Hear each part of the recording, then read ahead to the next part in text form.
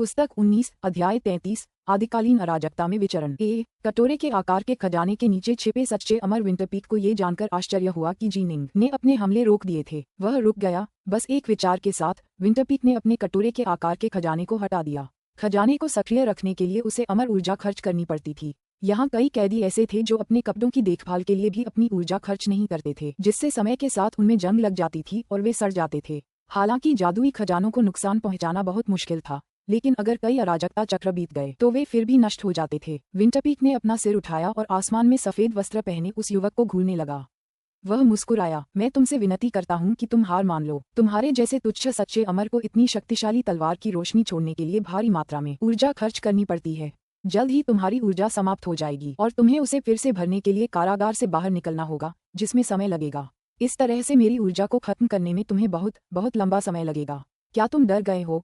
निंग ने अचानक पूछा। विंटरपीक ऐठ गया। हम्फ। एक ठंडी खर्राट के बाद वह चुप हो गया। ये सच था, उसके पास अपनी अमर ऊर्जा को पुनः प्राप्त करने का कोई तरीका नहीं था, जबकि ओवसिया उसे लगातार पुनः प्राप्त करने में सक्षम था। पर्याप्त समय के साथ उसकी अमर ऊर्जा अंततः समाप्त हो ही जाएगी। चलो देखते हैं कि तुम कितने धैर्यवान हो, विंटरपीक ने मन ही मन सोचा। निंग ने स्टारसीजिंग मैनर में 8 अग्नियों वाला कियानकुन विश्व स्थापित कर दिया था। उसने अभी अभी अपने एक क्लोन को पत्थर के स्तंभ से उसे वापस लाने के लिए भेजा था। चूंकि यात्रा करने के लिए थोड़ी दूरी तय करनी थी, इसलिए उसे वापस लौटने में पूरा एक दिन उड़ना पड़ा। अरे, विंटरपीक ने भौहें चढ़ाईं। वह दूर से एक और सफेद वस्त्रधारी आकृति को अपनी ओर उड़ते हुए देख सकता था। ताओवू 18 फेंट गॉड्स। वह तुरंत तकनीक का अंदाजा लगा पाया। क्या तुम्हें सच में लगता है कि तुम पर हमला करने के लिए मुझे बहुत ऊर्जा लगानी पड़ेगी? सफेद वस्त्रधारी युवक ने हाथ हिलाया और एक अग्नि कमल तेजी से आसमान में उड़ता हुआ विंटरपीक के ठीक ऊपर एक जगह पहुंच गया। जलता हुआ कमल जमीन की ओर मुंह करके घूमने लगा। साथ ही जैसे ही कमल के फूल की सभी पंखुड़ियां खुलने लगीं, वह तेजी से फैलकर 1000 किलोमीटर बड़ा हो गया। कुल 8 कमल की पंखुड़ियां पूरी तरह से खुल गईं और सच्ची अग्नि की धाराएं जमीन की ओर बहने लगीं। अरे, विंटरपीक का चेहरा तुरंत बदल गया और कटोरे के आकार का जादुई खजाना एक बार फिर उसके चारों ओर प्रकट हो गया। जैसे ही आग की लपटें उसकी ओर बढ़ीं, कटोरे के आकार के खजाने का हर एक इंच आग में नहा गया। उसके आसपास की जमीन राख में तब्दील हो गई। विंटरपीक उस विशाल कटोरे की आड़ में हवा में खड़ा रहा, जबकि 8 अलग अलग तरह की सच्ची आग हर तरफ से उस पर बेतहाशा हमला कर रही थी। ये तो बहुत आसान है। निंग वहीं हवा में खड़ा देखता रहा। 8 अग्नि कियानकुन विश्व ने अपनी एक स्वतंत्र दुनिया बनाई और उसे अपने दुश्मनों पर हमला करने के लिए ज्वालाओं से भर दिया। हालांकि यह अजेय नहीं था। एक बार जब दुश्मन खजाने से बनी दुनिया से बाहर भाग जाता तो उसे उन 8 सच्ची अग्नि धाराओं के हमलों का डर नहीं रहता। लेकिन अफसोस, ये कैदी उस क्षेत्र से बाहर निकलने में पूरी तरह असमर्थ थे जहां वे थे। वे केवल सच्ची आग की 8 दंडात्मक धाराओं को सहन कर सकते थे। यह एक ऐसा खजाना था जिसे अग्नि के बड़े देवता ज़ुरोंग ने स्वयं गढ़ा था। इन 8 प्रकार की सच्ची अग्नि की संयुक्त शक्ति सचमुच अद्भुत थी। हालांकि चूंकि खजाने में ही ये 8 प्रकार की सच्ची अग्नि समाहित थी और उसे पोषित करती थी, इसलिए इसका एकमात्र आक्रमण केवल सच्ची अग्नि ही थी। निंग को बस खजाने को सक्रिय रखना था और फिर कभी कभी थोड़ी ऊर्जा भरनी थी। अरे अरे अरे, विंटरपीक सचमुच घबराने लगा था। ये धधकता हुआ खजाना हमला करने के लिए अंदरूनी लपटों पर निर्भर है। यह उसकी ज्यादा ऊर्जा खर्च नहीं करेगा। वह इसे अनिश्चित काल तक सक्रिय रख सकता है। हालांकि मुझे इससे बचाव के लिए लगातार अपने खजाने का इस्तेमाल करना होगा। अगर ऐसा ही चलता रहा तो आखिर उसे ऐसा खजाना कहाँ से मिला? विंटरपीक क्रोधित और उन्मत्त था। 8 अग्नि कियानकुन विश्व में 8 प्रकार की सच्ची अग्नि समाहित थी। ये खजाना अपने आप में 100 उच्च श्रेणी के शुद्ध यांग खजानों से भी अधिक मूल्यवान था। हालांकि निंग ने कारागार जगत में 3 दिव्य अमर और स्वर्ग के देवताओं को मार डाला था, फिर भी उसने उनसे ऐसा कोई खजाना प्राप्त नहीं किया था। स्टारसीजिंग मनु के भीतर एक हॉल के भीतर एक पत्थर का स्तंभ रखा गया था। स्वूश, निंग कहीं से प्रकट हुआ। उसने पत्थर के स्तंभ पर नजर डाली, फिर उसे प्रकाश की एक किरण में बदलने की इच्छा की जो निंग के माथे पर जा लगी। बाहर आओ। निंग ने बगल से देखा, तभी कहीं से 15 और आकृतियां प्रकट हुईं। उन सभी में दिव्य अमरों का आभामंडल था और सभी के रूप अलग अलग थे। ये 15 निंग के 18 शरीरों में से 15 थे, जिन्हें 8-9 रहस्यमय कला द्वारा रूपांतरित किया गया था।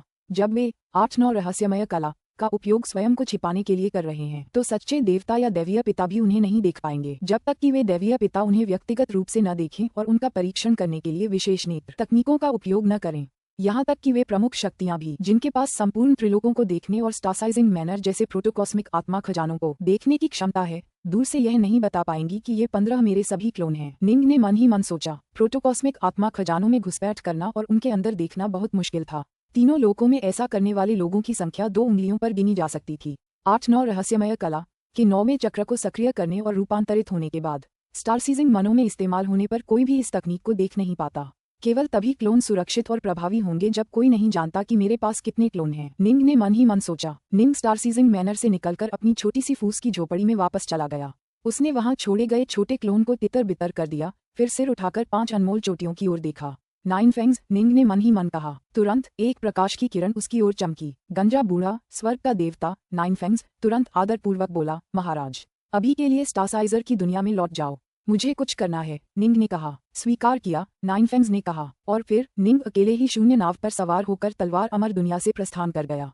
अनंत विशाल शून्य में अनेक विशाल तारे समाये हुए थे। सभी तारों में सबसे चमकदार थे सौर तारा और चंद्र तारा। आकार की दृष्टि से नुवा की दुनिया या सुएरेन की किंडलफायर दुनिया भी सौर तारे और चंद्र तारे से बहुत छोटी थी। इन 2 सर्वोच्च खगोलीय पिंडों से निकलने वाला प्रकाश संपूर्ण त्रिलोकों पर चमकता था। ये वे तारे थे जो आदिकालीन अराजकता से निर्मित हुए थे। जब पंगु ने स्वर्ग और पृथ्वी की स्थापना की थी, तब उसने आदिम अराजकता का इतना बड़ा हिस्सा इस्तेमाल कर लिया था कि उसके आसपास का एक विशाल क्षेत्र खाली और पदार्थहीन हो गया था। यहीं से अनंत सा प्रतीत होने वाला शून्य उत्पन्न हुआ था। सारी आदिम अराजकता के समाप्त हो जाने के बाद उनके भीतर छिपे तारे अब प्रकट हो गए थे। झटपट एक शून्य नाव शून्य में तेज गति से यात्रा कर रहा था, एक के बाद एक तारों से गुजर रहा था।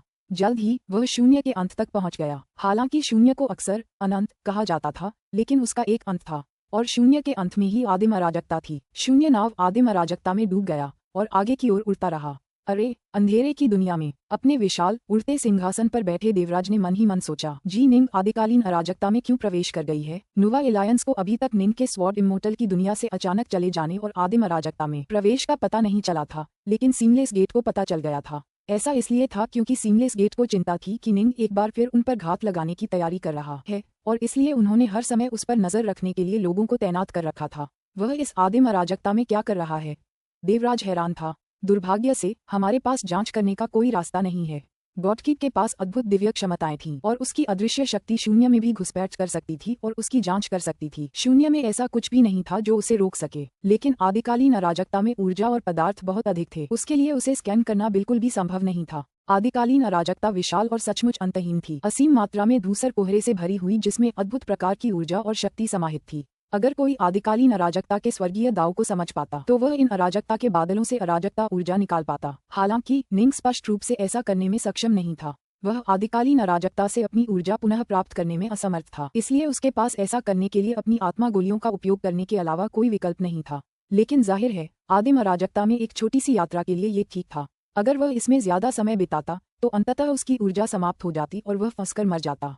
इतने सारे तारे, आदिकालीन अराजकता में उन्हें अक्सर तारे मिलते थे। सबसे छोटे तारे शायद 10 लाख किलोमीटर आकार के होते थे, जबकि सबसे बड़े तारे किसी बड़े ग्रह से भी कहीं बड़े होते थे। हालांकि ये तारे आदिम अराजकता के भीतर स्थित थे, फिर भी ये तीनों लोगों के इतने करीब थे कि तीनों लोगों की प्रमुख शक्तियों ने पहले ही इनकी गहन खोज और जांच पड़ताल कर ली थी और इन्हें नक्शों में चिन्हित कर लिया था। निंग ने ये नक्शे माउंट इनहॉट से प्राप्त किए थे, इसलिए उसने विभिन्न तारों के बीच से सबसे तेज रास्ता तय किया। मैं इस तारे को चुनूंगा। शून्य नाव जिस तारे तक पहुंचा था, वह पूरी तरह से अडिग बर्फ से बना था। आकार की दृष्टि से ये संभवतः ग्रैंड जिया के बराबर था। पूरे तारे से बर्फ की आभा निकल रही थी, और तारे की सतह पर विशाल दरारें थीं जो घाटियों जैसी दिखती थीं, और उभार भी थे जो पर्वत शिखरों जैसे दिखते थे। इस तारे से एक प्रचंड हवा गुजर रही थी, लेकिन इस पर कोई भी जीवित प्राणी नहीं था। यहाँ तक कि राक्षस या अमर प्राणी भी ऐसे बर्फीले, कठोर वातावरण में रहने को तैयार नहीं होंगे। जाओ, निंग ने इच्छा की, और पत्थर का स्तंभ उसके माथे से तुरंत उड़ गया। उड़ते हुए वह सीधा निंग के सामने स्थित गहरे रसातल की ओर उड़ गया। जल्द ही हवा के झोंकों ने उसे रसातल की गहराई में उड़ा दिया। निंग ने अपनी सहबुद्धि का उपयोग करके पत्थर के स्तंभ को नीचे गिरते देखा। कुछ ही देर में उसके ऊपर बर्फीली बर्फ की एक परत जम गई, जिससे वह रसातल में पूरी तरह जम गया। आम लोग कोर्सेंसिस का इस्तेमाल करके उसे ढूंढ नहीं पाते। निंग, हालांकि पत्थर के स्तंभ का स्वामी था, वह स्वाभाविक रूप से उसे भांप लेता था, चाहे वह कहीं भी हो। यहाँ पत्थर के स्तंभ का पता लगाना किसी के लिए भी संभव नहीं है। निंग ने मन ही मन सोचा, कोई भी बड़ी शक्तियां शून्य में दूर से इसे स्कैन करके ढूंढ नहीं सकती, भले ही उनमें से कुछ इतने अविश्वसनीय रूप से शक्तिशाली हों कि वे अपनी इंद्रियों से इस स्थान तक पहुंच सकें। पत्थर का स्तंभ एक अविश्वसनीय रूप से रहस्यमयी वस्तु है। दूसरों को इसे अपनी आंखों से देखना होगा। यदि किसी बड़ी शक्ति को पता भी हो कि निंग के पास पत्थर का स्तंभ है और उसने उसे इस तारे के भीतर छिपा दिया है, तो भी उस बड़ी शक्ति को तारे के प्रत्येक इंच को दृष्टिगत और भौतिक रूप से खोजना होगा। एक ऐसे तारे के हर इंच को खोजना जो ग्रैंड जिया के आकार का था। हाँ, और हाँ, किसी को भी यह पता नहीं था कि निंग ने यहाँ पत्थर की मूर्ति रखी थी। ये जगह मेरे आखिरी संघर्ष का आधार होगी। अगर मैं नष्ट हो भी गया, तो कम से कम मेरे पत्थर के स्तंभ के भीतर रखे 2 क्लोन खेती जारी रख पाएंगे, और अंततः बाकी सभी क्लोनों को भी बहाल कर पाएंगे। निंग ने मन ही मन सोचा। स्वूश। शून्य नाव ने अपनी यात्रा जारी रखी, आदिकालीन अराजकता के कई अन्य तारों को पार करते हुए। निंग के वहां से विदा होने से पहले और वापस महान शून्य में लौट आया। अपनी वर्तमान शक्ति के स्तर पर वह केवल आदिकालीन अराजकता के उन हिस्सों से होकर यात्रा करने का साहस कर सकता था जो त्रिलोक के बहुत करीब थे और जिनकी पहले ही दूसरों द्वारा पूरी तरह से जांच की जा चुकी थी। उसने अराजकता में और गहराई तक जाने की हिम्मत नहीं की। किसी को नहीं पता था कि आदिकालीन अराजकता की इस यात्रा में निंग ने एक तारे के अंदर 2 क्लोनों वाला एक पत्थर का स्तंभ छिपा रखा था। ये दोनों क्लोन 8 अग्निज्ञानपूर्ण विश्व और अन्य शुद्ध यान खजानों का उपयोग करके बंदीगृह के भीतर सच्चे अमर और सच्चे ईश्वर के कैदियों पर हमला करने के लिए तात्विक हमले कर सकते थे। निंग शून्य में वापस लौट आया, फिर उससे होकर ग्रैंड जिया में प्रवेश किया। हवा में खड़े होकर निंग ने अपने हाथ में एक ताबीज निकाला और उसे अपनी ऊर्जा से भर दिया। शिष्य, सुभूति की आवाज निंग के कानों में गूंजी। निंग ने कहा, आपका शिष्य क्रिसेंट लोक में वापस जाना चाहता है। इसके अलावा गुरुजी, मुझे आपसे एक बात कहनी है। फुश। निंग के बगल में हवा में एक भंवर तुरंत प्रकट हुआ। निंग उसमें उतरा और फिर क्रिसेंट दुनिया की ओर बढ़ने लगा। पुस्तक 19 अध्याय 34 सुभूति के लिए एक आश्चर्य। जी निंग अंतरिक्षीय भंवर से गुजरा। अचानक उसकी आंखों के सामने एक विशाल ऊपर उठता हुआ पर्वत प्रकट हुआ, माउंट इनहॉट। मामा मालिक महाराज। निंग इनहॉट पर्वत पर चढ़ते हुए कभी कभी जाने पहचाने चेहरों से कुछ बातें करता रहा। आखिरकार वह सुभूति के ताओवादी मंदिर पहुंच गया। प्रवेश द्वार पर खड़े 2 नौसिखिए, क्लियरवाटर और व्हाइट रिवर, उसे रोकने के लिए आगे नहीं बढ़े। जाहिर है उन्हें पहले ही वृद्ध कुलपति से निर्देश मिल चुके थे। निंग ने ताओवादी मठ में प्रवेश किया, तब उसने अपने गुरु सुभूति को दूर से कमल मुद्रा में बैठे देखा। मास्टर। निंग ने आदरपूर्वक सिर झुकाया। यह क्या है? सुभूति ने निंग की ओर देखा। निंग ने कहा, मैंने सीमलेस गेट की सेना पर कई बार घात लगाकर हमला किया और 10 से ज्यादा एम्पायरियन देवताओं और सच्चे अमरों को मार डाला। मैं सीमलेस गेट को अपनी वरिष्ठ प्रशिक्षु बहन को रिहा करने के लिए मजबूर करना चाहता था, लेकिन वे फिर भी नहीं माने। मुझे उम्मीद नहीं थी कि मुझे युद्ध में एक आश्चर्यजनक लूट मिली। सुभूति हंसा, और आप मुझे ये बताने के लिए स्वयं क्यों आए हैं? आपके स्वामी साम्राज्य के देवताओं और सच्चे अमर प्राणियों के खजाने कुछ खास नहीं थे। मेरी सबसे बड़ी लूट एक दिव्य अमर यंग फ्लेम फ्रीक की मृत्यु से हुई। निंग ने कहा। यंग फ्लेम फ्रीक के अवशेषों के बीच मुझे एक अनोखी वस्तु मिली जिसमें 7 महान तकनीकें थीं। ये 7 तकनीकें अथाह गहन हैं और इन्हें सीखने के लिए मुझे काफी संघर्ष करना पड़ा। इन्हें सीखने के बाद यह अनोखी वस्तु सचमुच बिखर गई और शून्य में विलीन हो गई। निंग ने चीजों को इस तरह से समझाने का निर्णय लेने से पहले काफी समय तक विचार किया था। वह इन 7 तकनीकों को अपने स्वामी से गुप्त रखना चाहता था, लेकिन ये देखते हुए कि दोनों गठबंधन एक दूसरे के साथ युद्ध में थे और इनमें से अधिकांश तकनीकें उसके लिए बेकार थीं, उसके लिए ये बेहतर था कि वह अपने वरिष्ठों को इसकी सूचना दे। उसे सीमलेस गेट के अपने खिलाफ कार्रवाई का डर नहीं था, बल्कि उसे अपने ही गठबंधन के किसी व्यक्ति के उसके खिलाफ कार्रवाई का ज्यादा डर था। मिसाल के तौर पर, अगर सुभूति के समकक्ष किसी बड़ी शक्ति को शक हो कि निंग ने बाहरी लोगों से जबरदस्त खजाना हासिल कर लिया है और वह निंग की हत्या कर दे, तो सुभूति क्रोधित हो सकता था, लेकिन निंग के लिए बहुत देर हो चुकी होगी। ओह, सुभूति मुस्कुराया और सिर हिलाया। हो सकता है ये किसी बड़ी शक्ति द्वारा छोड़ी गई विरासत हो। किसी विरासत शिक्षण सामग्री का विरासत पढ़ाए जाने के बाद स्वतः ही नष्ट हो जाना आम बात थी। ऐसा विरासत के लीक होने और बहुत व्यापक होने से रोकने के लिए किया जाता था। ये 7 तकनीकें आपके शिष्य ने याद कर ली हैं। निंग ने एक बांस का स्क्रॉल निकाला। आपके शिष्य ने इन्हें पूरी तरह से लिख लिया है। गुरुदेव, कृपया एक नजर डालें। सुभूति ने पुस्तक स्वीकार कर ली, फिर पढ़ने के लिए अपनी इंद्रियां उसमें डाल दी। पूरा 1 घंटा बीत गया। सुभूति पूरी तरह से पढ़ने में व्यस्त था, जबकि निंग बस एक तरफ खड़ा चुपचाप इंतजार कर रहा था। जी निंग। अंततः सुभूति ने अपना सिर उठाया, उसके चेहरे पर आश्चर्य और प्रसन्नता के भाव थे। तुमने अभी एक महान कार्य किया है। निंग के दिल में एक सुकून का एहसास हुआ। अगर इससे उसके गठबंधन को मदद मिल सके तो अच्छा होगा। उसकी व्यक्तिगत शक्ति सीमित थी और 7 तकनीकों में से उसके लिए सिर्फ ताओवू 18 फेंट गॉड्स और पाप के हथियार ही लाभदायक थे। ताओवू 18 फेंट गॉड्स को दूसरे स्तर तक तभी प्रशिक्षित किया जा सकता था जब उसके पास कोई असाधारण रूप से कीमती अराजकता अमृत हो। जहां तक बाकी तकनीकों का सवाल है, अभी उसके लिए उनमें आगे बढ़ना मुश्किल था। ये 7 तकनीकें निश्चित रूप से एलियन आउटसाइडर्स द्वारा छोड़ी गई तकनीकें हैं। सुभूति ने चौंक कर आह भरी। मुझे उम्मीद नहीं थी कि यह कमजोर छोटा दिव्य अमर वास्तव में ऐसी तकनीकें धारण कर रहा होगा।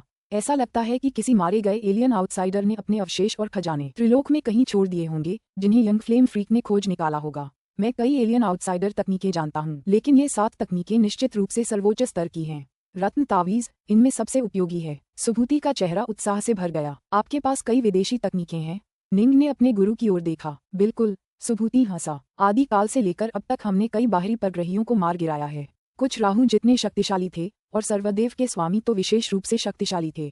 उनके अधीन एक विशाल सेना थी, लेकिन हमने उनका सफाया कर दिया। स्वाभाविक रूप से उनके द्वारा छोड़े गए अवशेष हमारे पास ही रहे। आपने जो 7 तकनीकें सीखी हैं, वे भी किसी मारे गए बाहरी परग्रही द्वारा त्रिलोक में छोड़ी गई होंगी। निंग ने सिर हिलाया। हालांकि कुछ एलियन आउटसाइडर तकनीकें बहुत उपयोगी होती हैं, लेकिन कुछ। सुभूति ने सिर हिलाया। कुछ के लिए ऐसे खजानों की जरूरत होती है जो उन लोगों में मौजूद हों जहां से वे आए थे, लेकिन त्रिलोकों में बिल्कुल भी मौजूद नहीं है। वे तकनीकें स्वाभाविक रूप से बेकार हैं। उदाहरण के लिए ताओवू 18 फेंट गॉड्स। दूसरे स्तर तक प्रशिक्षण के लिए भारी मात्रा में खजानों की जरूरत होती है, जिनमें से कुछ के बारे में तो मैंने कभी सुना भी नहीं। हमने पहले एलियन आउटसाइडर्स से 2 प्रकार की क्लोन बॉडी तकनीकें सीखी हैं। ये 2 हैं, 12 स्वर्ग दानव देवता और सहस्त्र पिंड सूत्र। 12 स्वर्ग दानव देवता तकनीक आपकी इस तकनीक से बहुत मिलती जुलती है, लेकिन ये केवल 12 पिंडों का निर्माण करने की अनुमति देती है और इसका प्रशिक्षण भी थोड़ा आसान है। प्रमुख शक्तियों में से कुछ विशेषज्ञ इसमें प्रशिक्षण लेते हैं। जहां तक सहस्त्र पिंड सूत्र की बात है, यह अत्यंत दुर्जेय है। इसमें महारत हासिल करने पर कोई भी इसका उपयोग 1000 क्लोनों में बदलने के लिए कर सकता है, जिनमें से प्रत्येक मूल पिंड जितना ही शक्तिशाली होता है। एक बार जब वे एक साथ मिल जाते हैं तो वास्तविक पिंड की शक्ति विस्फोटक रूप से बढ़ जाती है। लेकिन अफसोस, सहस्त्र पिंड सूत्र में केवल बुनियादी स्तर की कुशलता हासिल करने के लिए विश्व हृदय नामक एक खजाने की आवश्यकता होती है। हमें ऐसे खजाने कहाँ मिलेंगे? 1000 शरीर सूत्र। निंग चौंक गया। 1000 क्लोनों में बदल पाना, ये तो बहुत डरावना था। अराजक दुनिया में अनगिनत साल बीतने के बाद एक विश्व हृदय का निर्माण होता है और अराजकता की दुनिया पुरानी होने लगती है। जब अराजकता की दुनिया नष्ट हो जाती है तो वह एक अत्यंत सूक्ष्म रत्न में बदल जाती है, जो कई नए दानवों के जन्म और एक नए अराजकता की दुनिया की स्थापना के लिए ऊर्जा का स्रोत बनता है। इस रत्न को विश्व हृदय कहते हैं। सुभूति हंसे। सहस्त्र शरीर सूत्र में एक विश्व हृदय की आवश्यकता होती है। हमारे पास केवल एक ही अराजकता की दुनिया है। 3 लोक, हमें विश्व हृदय कहाँ मिलेगा? निंग ने पैंजिया अराजकता राज्य के कई दिव्य अमर और स्वर्ग के देवताओं की स्मृतियों को खंगाला था। वह विश्व हृदयों के बारे में जानता था। विश्व हृदय ऐसे खजाने थे जो अराजकता अमृत से भी अधिक मूल्यवान और दुर्लभ थे। पैंजिया अराजकता राज्य ने अतीत में कुछ हासिल किए होंगे, लेकिन निस्संदेह वे पैंजिया के राजा या अन्य 2 विश्व स्तरीय विशेषज्ञों के हाथों में थे। पूर्वज अमर और ज्येष्ठ देवता उन्हें हासिल करने के बारे में भूल सकते थे। तुमने जो 7 तकनीकें सीखी हैं, उनमें से रत्न तावीज सबसे उपयोगी तकनीक है। पाप के शास्त्र भी हमारे जैसे युग में कुछ काम आएंगे। मुझे विश्वास है कि यह कुछ नए आदि ब्रह्मांडीय आत्मिक खजानों को जन्म देगा, सुभूति ने कहा। हालांकि केवल नरसंहार पर निर्भर रहकर अराजकता के खजानों को जन्म देना बहुत कठिन है। मैं कल्पना भी नहीं कर सकता कि एक खजान को जन्म देने के लिए तुम्हें कितने लोगों को मारना पड़ेगा। बौद्ध धर्म और ताओवाद के नेताओं, 3 शासकों, 5 सम्राटों, सुभूति और कई अन्य शक्तिशाली महाशक्तियों के पास अराजकता के खजानों तक पहुंच थी, इसलिए उन्हें पाप के शास्त्र की ज्यादा परवाह नहीं थी। लेकिन हाँ, ये पाप के शास्त्र तकनीक तुम्हारे काम आएगी।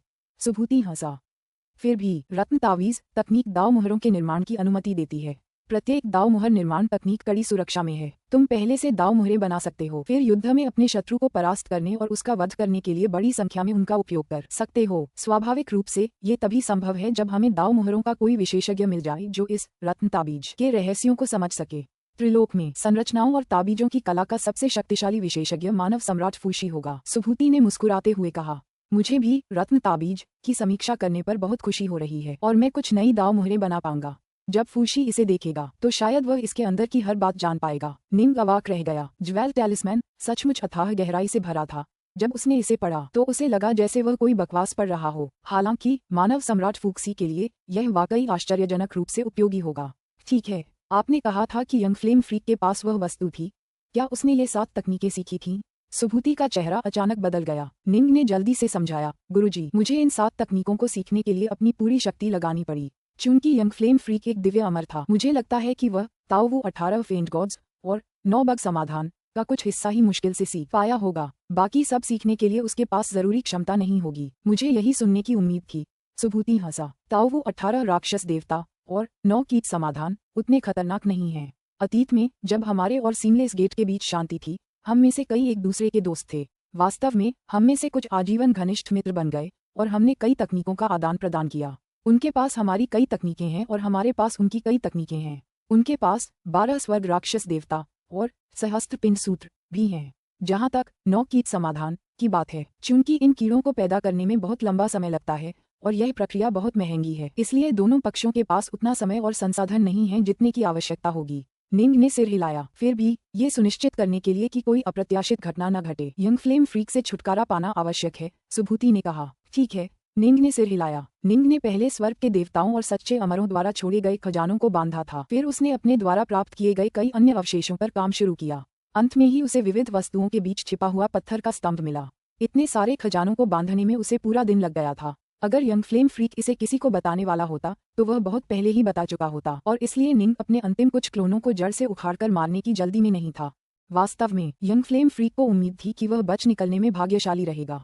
उन 7 तकनीकों में से मैं केवल पहली तकनीक और दूसरी तकनीक का कुछ हिस्सा ही सीख पाया। यंग फ्लेम फ्रीक एक महल में बैठा शराब पी रहा था। हालांकि मैं बता सकता था कि ये सभी तकनीकें अकल्पनीय रूप से गहन थीं, और उस पत्थर के स्तंभ से जो आभा निकल रही थी वह स्वर्गीय दाव से भी ज्यादा भयानक रूप से शक्तिशाली थी। अगर मैं इस नुकसान की सूचना सीमलेस गेट को दे दूं, ये सुनिश्चित करने के लिए कि कोई भी तकनीक लीक न हो, तो जी निंग से तकनीक हासिल करने के बाद वे शायद मुझे चुप कराने के लिए मुझे मार डालेंगे। जी निंग शायद उन 7 तकनीकों को अपने इस्तेमाल के लिए छिपा लेगा। वह दूसरों को उनके बारे में बताने को तैयार नहीं होगा। ठीक है, ऐसा ही होना चाहिए। यंग फ्लेम फ्रीक ने खुद उन 7 तकनीकों को बिना किसी को बताए छुपा रखा था। उसे विश्वास था कि जी निंग भी ऐसा ही करेगी। इसके अलावा उसने रिपोर्ट करने की भी हिम्मत नहीं की। अगर उसने सीमलेस गेट को इतनी शक्तिशाली तकनीक दी होती तो उसे इनाम देने के बजाय चुप करा दिया जाता और मार दिया जाता। यंग फ्लेम फ्रीक अच्छी तरह जानता था कि सीमलेस गेट कैसे काम करता है। वे बिल्कुल बर्बर और क्रूर थे। यंग फ्लेम फ्रीक को अचानक महसूस हुआ कि उसका सिर चक्कर खा रहा है। क्या हो रहा है? मरना? मैं मर भी जाऊंगा। यंग फ्लेम फ्रीक की आंखें धुंधली पड़ गईं और फिर उसकी आत्मा बिखर गई और बिखर गई। वह मर गया, और यही उसके दूसरे क्लोन के साथ भी हुआ। माउंट इनहॉट। सुभूति ने एक क्षण के लिए अपनी आंखें बंद की, फिर खोलीं। उसने निंग की ओर देखा। यंग फ्लेम फ्रीक के बाकी 2 शरीर अब मर चुके हैं। सभी 18 शरीर अब नष्ट हो चुके हैं। निंग ने राहत की सांस ली। सौभाग्य से यंग फ्लेम फ्रीक के पास शून्य नाव जैसा कोई खजाना नहीं था। वह आदिकालीन अराजकता में यात्रा करने का साहस नहीं कर सका, इसलिए उसने अपने सभी क्लोनों को त्रिलोकों में ही रखा। इस प्रकार सुभूति उसे आसानी से मार सका। जिस प्रकार निंग कमजोर साधकों को आसानी से सम्मोहित कर लेता था, उसी प्रकार सुभूति एक दिव्य अमर को आसानी से आत्महत्या के लिए प्रेरित कर सका। बेशक सीमलेस गेट भी निंग को इसी तरह आत्महत्या करने के लिए मजबूर करना चाहता था। हालांकि निंग का हृदय बल चौथे स्तर पर पहुंच चुका था, जो कई दावफादरों के समान ही था। सीमलेस गेट निंग को आत्महत्या के लिए मजबूर नहीं कर सकता था। चलो चलें, मेरे साथ मानव सम्राट फूक्सी के दर्शन पर चलो, सुभूति ने हंसते हुए कहा। जब वह इसे रत्न ताबीज देखेगा तो खुशी से पागल हो जाएगा। इस तरह की एक उच्च स्तरीय मुहर निर्माण तकनीक, यह वह सपना है जिसका वह सपना देखता है। फुफ। उनके सामने एक अंतरिक्षीय भंवर प्रकट हुआ। सुभूति ने निंग का हाथ पकड़ा और उसे सीधे अंतरिक्ष भंवर में ले गया। पुस्तक 19, अध्याय 35, फूक्सी से मुलाकात। पब फ्यूचर विज्ञापन। वे अंतरिक्षीय भंवर से बाहर निकले। उनके सामने, जहां तक नजर जाती थी, आदिम अराजकता का अंतहीन प्रवाह था। कुछ समय पहले जी निंग ने स्वयं आदिम अराजकता में यात्रा की थी, लेकिन निश्चित रूप से उन्होंने केवल उस क्षेत्र का ही भ्रमण किया था जो त्रिलोक के बहुत निकट था। सुभूति ने कहा, फूक्सी इस समय आदिम अराजकता में है और विभिन्न संरचनाओं पर काम कर रही है।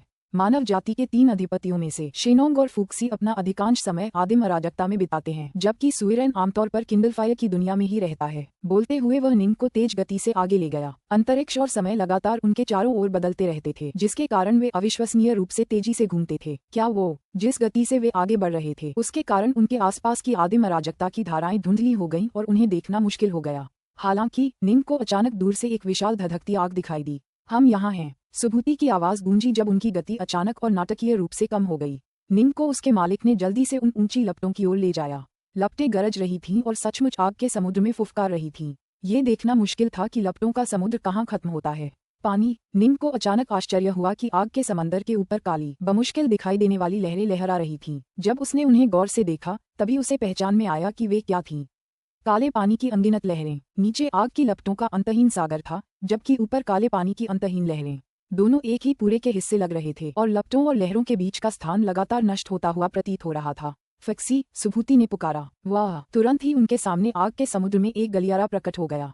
गलियारे के दोनों ओर की लपटें उसमें जरा भी प्रवेश नहीं कर पा रही थीं। आओ अंदर चलें, सुभूति ने कहा। निंग सुभूति के पीछे पीछे चला गया, और वे दोनों अंदर उड़ गए। क्या ये मानव सम्राट द्वारा स्थापित संरचना है? निंग खुद को रोक नहीं पाया और पूछा। ये लपटें, मैं तो ये भी नहीं बता सकता कि ये किस प्रकार की लपटें हैं। तीनों लोकों में सबसे प्रसिद्ध ज्वालाएं 9 प्रकार की सच्ची अग्नि थीं। ये अनंत किंडलफायर है जिसे मानव सम्राट सुइरेन ने विकसित किया था, सुभूति ने कहा। ये ज्वालाएं शक्ति में 9 प्रकार की सच्ची अग्नि से भी बढ़कर हैं। जहाँ तक इनके ऊपर जल की लहरों का प्रश्न है, वे चंद्र तारे से रहस्यमय चंद्र जल का सार निकालकर बनाई गई थीं। किंडलफायर की स्थापना सुइरेन की सहायता से हुई थी, इसीलिए ज्वालाएं इतनी अधिक हैं। हालांकि चंद्र तारे का सार फूशी को स्वयं निकालना पड़ता है, इसीलिए जल थोड़ा कम है। यह एक ऐसी संरचना है जिस पर फूशी कुछ समय से काम कर रहा है, और यह अभी तक पूर्ण नहीं हुई है।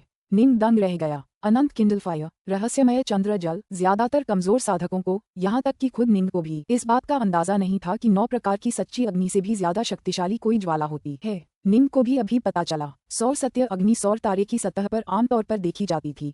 वहाँ इसकी प्रचुर मात्रा थी। हालांकि स्वर्णिम सौर अग्नि सौर तारे के केंद्र से आती थी और इसकी शक्ति सौर सत्य अग्नि से कहीं अधिक थी। स्वर्णिम सौर अग्नि, यहाँ तक कि सच्चे देवताओं और पिताओं को भी इसके आसपास सावधान रहना पड़ता था। अगर वे सावधान न रहें तो जलकर मर जाएंगे। स्वर्णिम सौर अग्नि प्रकृति से ही उत्पन्न हुई थी। हालांकि अग्नि के ज्येष्ठ देवता जूरोंग द्वारा निर्मित जूरोंग देव अग्नि भी एक प्रकार की अग्नि थी जो 9 शक्तिशाली प्रकार की सच्ची अग्नि से भी श्रेष्ठ थी।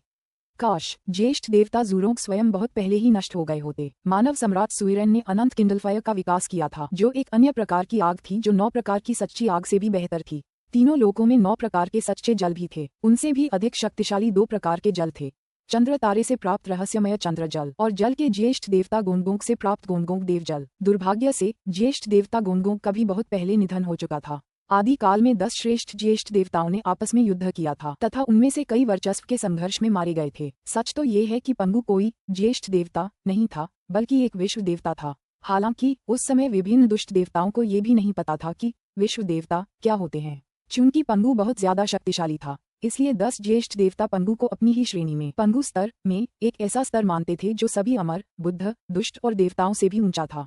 पंगु ने स्वर्ग और पृथ्वी की स्थापना की, फिर अपने परिश्रम से मर गया। माँ नुवा आदिकालीन अराजकता में प्रवेश कर गईं और कभी वापस नहीं लौटी। बड़े भगवान फूक्सी का मानव के रूप में पुनर्जन्म हुआ था और वे मानव प्रभु फूक्सी बन गए। आदिकालीन युग में वर्चस्व के संघर्ष के दौरान कई बड़े देवताओं की मृत्यु हो गई थी। सीमलेस कैओसविल्ड और सभी चीजों के भगवान के खिलाफ युद्ध, जिसने आदिकालीन युग को नष्ट कर दिया था, के परिणामस्वरूप और भी अधिक बुजुर्ग देवताओं की मृत्यु हो गई थी। इस प्रकार मानव सम्राट फूक्सी जैसे लोगों को अब चंद्र तारे से रहस्यमय चंद्रजल को निकालने के लिए कड़ी मेहनत करनी पड़ी। सौभाग्य से फूक्सी यिन और यांग के स्वर्गीय दाव का स्वामी था। यही कारण था कि वह सर्वोच्च यिन संरेखित रहस्यमय चंद्रजल को आकर्षित करने में सक्षम था। हालांकि स्पष्ट रूप से जल को नियंत्रित करने में उसका कौशल सुइरेन के अग्नि को नियंत्रित करने के कौशल के बराबर नहीं था। फूशी ने अपने प्रयासों को संरचनाओं की कला पर केंद्रित किया है। अगर वह पानी पर अपना ध्यान केंद्रित करता, अपनी शक्ति और यिन और यांग के स्वर्गीय दाव के बारे में अपनी अंतर्दृष्टि को देखते हुए, वह शायद बहुत पहले ही रहस्यमय जल का एक ऐसा रूप विकसित कर लेता जो 9 प्रकार के सच्चे जल से भी बेहतर होता। सुभूति ने आह भरते हुए कहा। अपने पिछले जन्म में वह एक वृद्ध देवता थे जो विनाश के स्वर्गीय ताव के स्वामी थे। इस जन्म में वह एक मानव सम्राट हैं, लेकिन उन्होंने संरचनाओं पर ध्यान केंद्रित करने का निर्णय लिया है। निंग को फूशी के बारे में जानने की बहुत उत्सुकता हुई। फूक्सी वह व्यक्ति था जो इस जीवन में तथा पिछले जीवन में तीनों लोगों के शिखर पर था। फुश ज्वाला गलियारे से गुजरने के बाद उन्होंने आदिकालीन अराजकता के बीच कुछ 100 मीटर लंबा एक द्वीप देखा। द्वीप के ऊपर एक लंबा हट्टा कट्टा आदमी ताओवादी वस्त्र पहने कमल मुद्रा में बैठा था। उसके वस्त्र कई ताइजी आरेखों, 8 त्रिग्राम आरेखों, तार्कीय आरेखों और अन्य प्रकार के निर्माण आरेखों से ढके हुए थे। उसके आसपास का क्षेत्र अनगिनत घूमते हुए रूनों से भरा हुआ था। फूशी अनगिनत रूनों को घूर रहा था, कभी उन्हें बदल रहा था और कभी उन्हें इधर उधर घुमा रहा था। अधीर मत हो, थोड़ा इंतजार करो, सुभूति ने निर्देश दिया। समझ गया, निंग ने सिर हिलाया। चाय की केतली उबालने के लिए आवश्यक समय के बाद दूरस्थ फूक्सी अंततः रुक गया, जिससे उसके चारों ओर के सभी रूम गायब हो गए। मुस्कुराते हुए फूक्सी ने सुभूति और निंग की ओर देखा। सुभूति, तुम अपने प्रिय शिष्य को यहाँ क्यों लाए हो? आओ बैठो। उसने हाथ हिलाकर अपने सामने प्रार्थना की 2 चटाइयां रख दी। हर चटाई के सामने शराब से ढकी एक मेज थी। सुभूति निंग को आगे ले गया। दोनों बैठ गए। स्वाभाविक है, मैं अच्छी खबर लेकर आया हूँ। सुभूति ने निंग द्वारा दिया गया स्क्रॉल फूक्सी को दिया। देखो। ओह, फूक्सी ने स्क्रॉल स्वीकार कर लिया, फिर तुरंत अपनी इंद्रिय को उसकी जांच के लिए उसमें डाल दिया। ऐसा करते ही वह एकदम से स्तब्ध रह गया। अधीर मत हो, सुभूति ने निंग से कहा। फूशी, ऐसा ही है, चलो अभी यहीं इंतजार करते हैं। आओ, शराब का स्वाद चखो। ये शराब फूशी ने खुद अपनी शिल्पकला की अंतर्दृष्टि से बनाई है। ऐसी शराब किसी और जगह नहीं मिलती। निंग ने अपना वाइन का प्याला उठाया और एक घूंट लिया। तुरंत ही उसके पूरे शरीर में एक अविश्वसनीय सुकून का एहसास फैल गया, यहाँ तक कि उसकी आत्मा भी सुकून से भर गई। ये सचमुच बढ़िया शराब है, निंग ने आश्चर्य से आह भरी। कोई और इसे नहीं बना सकता, सुभूति ने सहमति व्यक्त की। ये दोनों गुरु और शिष्य बातें करते हुए मदिरा पीने लगे। मेजें मदिरा की छोटी छोटी बोतलों से भरी हुई थीं, लेकिन सच तो ये था कि हर बोतल में अमर मदिरा का एक विशाल भंडार था। दोनों ने पूरे 1 दिन से भी ज्यादा समय तक जी भरकर मदिरा का आनंद लिया। उसके बाद मानव सम्राट फूक्सी ने अंततः बांस के स्क्रॉल से अपनी इंद्रियां हटा लीं। अच्छा अच्छा अच्छा। फूक्सी इतना उत्साहित था कि उसने लगातार 3 बार अच्छा शब्द कहा। तुम्हारा क्या विचार है? सुभूति ने उसकी ओर देखा। रत्न ताबीज अच्छा है ना? ज्वेल टैलिस्मैन में दर्ज दाव सीलें अविश्वसनीय रूप से अद्भुत हैं। मुझे उन सभी को पूरी तरह से समझने में 6 घंटे लगे। एक बार जब मुझे सभी आवश्यक सामग्री मिल जाएगी तो मैं कई शक्तिशाली दाव सीलें बना पाऊंगा। फूक्सी ने हंसते हुए कहा, इन दाव सीलों की बदौलत हमारे नुवा गठबंधन के पास भरोसा करने के लिए एक अतिरिक्त उपकरण होगा। हालांकि लाभ मामूली होंगे। जब कई छोटे छोटे प्रभाव एक साथ जुड़ जाएंगे तो वे समग्र घटनाक्रम को प्रभावित कर पाएंगे। लाभ मामूली होगा शब्द सुनते ही निंग को तुरंत समझ आ गया कि नुवा एलायंस की नींव बहुत गहरी है, जिसके बारे में उसे कोई जानकारी नहीं थी। सीमलेस गेट के पास जबरदस्त क्षमताएं थीं, लेकिन नुवा एलायंस के पास भी ऐसी ही क्षमताएं थीं। इस समय बहुत कम चीजें हैं जो हमारे नुवा गठबंधन की शक्ति को समग्र रूप से बढ़ा सकती हैं। हालांकि ये ज्वेल टेलिस्मैन उनमें से एक है।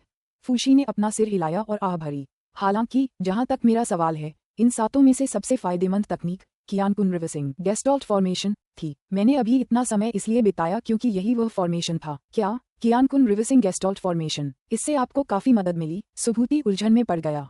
इस फॉर्मेशन को स्थापित करने के लिए 18 व्यक्तियों की आवश्यकता होती है और इसके लिए उनका पूरी तरह से एकमत होना भी आवश्यक है। इससे आपको क्या मदद मिली होगी? यहीं तो तुम गलत हो। फूशी ने सिर हिलाया। हालांकि यह एक बेहतरीन संरचना है, लेकिन मैं जो संरचना विकसित कर रहा हूं वह और भी ज्यादा आश्चर्यजनक रूप से शक्तिशाली है। स्वाभाविक रूप से मैं कियानकुन रिवर्सिंग गेस्टॉल्ट संरचना की स्थापना की ओर नहीं मुड़ूंगा। हालांकि इस संरचना में निहित रहस्य और राज त्रिलोकों में संरचनाओं की स्थापना के लिए इस्तेमाल किए जाने वाले रहस्यों से बिल्कुल अलग हैं। इसके अलावा ये कियानकुन रिवर्सल पहलू में विशेष रूप से शक्तिशाली है। फूक्सी ने आह भरी। इतने सालों से मैं धीरे धीरे अपने वाटर फ्लेम एपोकैलिप्स फॉर्मेशन पर काम कर रहा हूं और इन दो प्रकार की सर्वोच्च अग्नि और जल को बेहतर ढंग से संयोजित करने के तरीके खोज रहा हूं। गेस्टॉल्ट फॉर्मेशन में कियानकुन रिवर्सल ने मुझे कई नए विचार दिए। हालांकि कियानकुन रिवर्सिंग गेस्टॉल्ट फॉर्मेशन उतना शक्तिशाली नहीं है, लेकिन जिस व्यक्ति ने इसे विकसित किया है वह संभवतः फॉर्मेशन के दाव में मुझसे भी कहीं अधिक शक्तिशाली है। फूक्सी के स्तर पर जब वह किसी संरचना को देखता था तो वह देखता था कि उस संरचना का निर्माण कैसे हुआ है। वह उसे उसके सभी घटकों में पूरी तरह से विघटित कर सकता था। स्पष्ट रूप से फूक्सी को इस संरचना से वह सब कुछ मिल गया था जिसकी उसे आवश्यकता थी। और यह सच था। ये कियानकुन रिवर्सिंग गेस्टॉल्ट फॉर्मेशन वास्तव में आदिकालीन अराजकता के भीतर एक प्रमुख शक्ति द्वारा निर्मित किया गया था, विशेष रूप से उन लोगों के लिए जिन्होंने ताओवू 18 फेंट गॉड्स में प्रशिक्षण लिया था। हालांकि जब फूशी ने कहा कि यह व्यक्ति संरचनाओं के ताओ में उससे श्रेष्ठ है तो फूशी गलत था। जिस प्रमुख शक्ति ने इस संरचना का निर्माण किया था वह एक बिल्कुल अलग वातावरण में रहती थी। यही कारण था कि इस संरचना में निहित रहस्यों में स्वाभाविक रूप से कई अंतर थे। यही कारण था कि फूशी को इस संरचना को देखकर इतने सारे नए विचार प्राप्त हुए। हालांकि संरचनाओं के ताओ की वास्तविक अंतर्दृष्टि के संदर्भ में कियानकुन रिवर्सिंग गेस्टॉल्ट फॉर्मेशन का निर्माता फूशी के बराबर ही था। क्या यह आपको जलज्वाला सर्वनाश संरचना को पूर्ण करने में मदद कर सकता है? सुभूति आश्चर्यचकित और प्रसन्न हुआ। Eternal Kindle fire, Arkan moon water, दोनों में से कोई भी अपने आप में बेहद शक्तिशाली था, लेकिन अगर फूक्सी इन दोनों को सफलतापूर्वक और बेहतरीन तरीके से मिला दे तो नतीजे बेहद चौंकाने वाले होंगे। यह अंतिम एंडवार के दौरान बेहद उपयोगी होगा और इससे उन्हें जीतने के बेहतर मौके मिलेंगे। यह वाकई काम की चीज थी। फूशी ने सिर हिलाया। हालांकि मैं अभी भी इस तकनीक में पूरी तरह निपुण होने से बहुत दूर हूँ। मुझे इस गेस्टॉल्ट फॉर्मेशन का विस्तार से विश्लेषण करने में अभी कुछ और समय लगाना होगा। ये 7 तकनीकें सभी बेहतरीन हैं। ये स्पष्ट रूप से त्रिलोक से संबंधित नहीं है। इन्हें किसी बाहरी व्यक्ति से आना चाहिए था। चूंकि आप अपने शिष्य को यहाँ लाए थे, तो क्या ये 7 तकनीकें जी निंग ने ही खोजी थी? हाँ। सुभूति ने सिर हिलाया। फूक्सी ने निंग की ओर देखा, फिर संतुष्टि भरी आह भरी। सभी लोग स्वार्थी होते हैं। शुद्ध स्वार्थ केवल स्वयं पर केंद्रित होता है। श्रेष्ठ स्वार्थ व्यक्ति के परिवार, कुल, राष्ट्र, जाति, यहाँ तक कि संपूर्ण विश्व पर केंद्रित होता है। आप तो केवल एक दिव्य देवता और एक सच्चे अमर हैं। इन 7 अनमोल तकनीकों को सौंपने के लिए आपका तैयार होना, ये सचमुच अत्यंत दुर्लभ और प्रशंसनीय है। ये सुनकर निंग को शर्मिंदगी महसूस हुई। उसने नुवा गठबंधन की खातिर अपने गुरु को 7 तकनीकें जरूर दी, लेकिन पत्थर का स्तंभ उसने अपने पास रख लिया था। उसने उसे बिना किसी को बताए छिपा दिया था। कुछ तो इसलिए क्योंकि उसे सीमलेस गेट की दुर्जेय खुफिया व्यवस्थाओं की चिंता थी, और कुछ इसलिए भी क्योंकि वह अपने लिए कुछ बचाकर रखना चाहता था। बहुत मुमकिन था कि तीनों लोकों में चल रहे इस तूफान की वजह से उसकी मौत हो जाए। उसे मरने का डर नहीं था, लेकिन अगर उसकी मौत हो गई तो उसकी बेटी की रक्षा कौन करेगा? आपने जो 7 तकनीकें बताई हैं उनमें से ज्वेल टेलिस्मैन पूरे नुवा एलायंस के लिए फायदेमंद होगी, जबकि कियानकुन रिवर्सिंग गेस्टॉल्ट फॉर्मेशन मेरे लिए काफी फायदेमंद है। मैं बिना कुछ दिए ये चीजें आपसे नहीं ले सकता, फूक्सी ने कहा। पुस्तक 19 अध्याय 36 आसमान छूती खेती। फूक्सी ने एक पल के लिए सोचा, फिर कहा, जी निंग, आप पूर्ण स्वर्ग दंडक की कितनी शक्ति को नियंत्रित कर सकती हैं? मैं पहले से ही यह सब नियंत्रित कर सकती हूँ, जी निंग ने सम्मानपूर्वक कहा। ओह, फूक्सी ने हल्की सी मुस्कान बिखेरी। इस प्रकार की भव्य संरचना, जिसमें अनगिनत दिव्य अमर और मुक्त अमर देवताओं को नियंत्रित करना शामिल है, हृदय शक्ति और अमर ऊर्जा दोनों पर अत्यधिक भार डालती है और इसके लिए एक शक्तिशाली आत्मा हृदय शक्ति तकनीक की भी आवश्यकता होती है।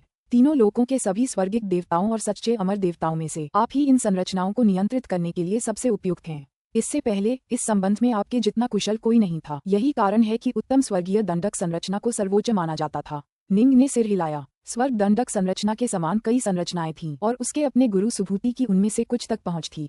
चूंकि उनकी शक्ति स्वर्ग दंडक संरचना के बराबर थी, इसलिए निंग ने उनके लिए नहीं कहा था। चौथे स्तर की हृदय शक्ति और एक आत्मा हृदय शक्ति तकनीक। हाँ, तुम सचमुच इन संरचनाओं के लिए एकदम उपयुक्त हो। फूक्सी हंसा। मुझे थोड़ा समय दो, मैं तुम्हें एक ऐसी संरचना उपहार में दूंगा जिससे तुम और भी ज्यादा दिव्य अमर और मुक्त अमर को नियंत्रित कर सकोगे। स्वाभाविक रूप से इस संरचना की अधिकतम शक्ति भी काफी बढ़ जाएगी, हालांकि इसे नियंत्रित करना भी काफी मुश्किल होगा। धन्यवाद मानव सम्राट। निंग बहुत खुश हुआ। सच तो ये था कि उसे मानव सम्राट द्वारा दिए जाने वाले किसी भी खजाने में कोई दिलचस्पी नहीं थी, क्योंकि निंग के पास पहले से ही प्रोटोकॉस्मिक आत्माओं के खजाने तक पहुंच थी। इसके अलावा निंग के 2 क्लोन जेल की दुनिया में थे और विभिन्न सच्चे देवताओं और सच्चे अमरों पर हमला कर रहे थे। भविष्य में उसके पास निश्चित रूप से ढेर सारे शक्तिशाली खजाने होंगे। एक अराजकता खजाना तो बहुत अच्छा होगा, लेकिन क्या संभावना थी कि फूक्सी उसे एक खजाना दे? कई प्रमुख शक्तियों के पास ऐसे खजाने तक पहुंच भी नहीं थी। निंग को एक ऐसे संगठन की सख्त जरूरत थी जो स्वर्ग दंडक संगठन से भी ज्यादा शक्तिशाली हो। ऐसा इसलिए था क्योंकि निंग का सबसे शक्तिशाली युद्ध मोड स्वर्ग दंडक मोड था। हालांकि वह पहले ही एक आदर्श स्वर्ग दंडक के लिए उपलब्ध सारी शक्ति का पूरी तरह से उपयोग कर चुका था। उसकी शक्ति के स्तर को बढ़ाने का कोई तरीका नहीं था। लेकिन अफसोस, तीनों लोगों में इस प्रकार का कोई बेहतर संगठन नहीं था और बहुत कम लोग ऐसे थे जो इसे बनाने में सक्षम थे। हालांकि फूक्सी निश्चित रूप से संरचनाओं के दांव में 3 लोकों में सबसे शक्तिशाली विशेषज्ञ था। यह मेरे लिए ज्यादा मुश्किल नहीं होगा। मुझे बस इस पर थोड़ी मेहनत करनी है जब मैं वाटरफ्लेम एपोकेलिप्स फॉर्मेशन पर काम नहीं कर रहा होता। मुझे लगता है कि मैं इसे 10 सालों के अंदर पूरा कर लूंगा, फूक्सी ने कहा।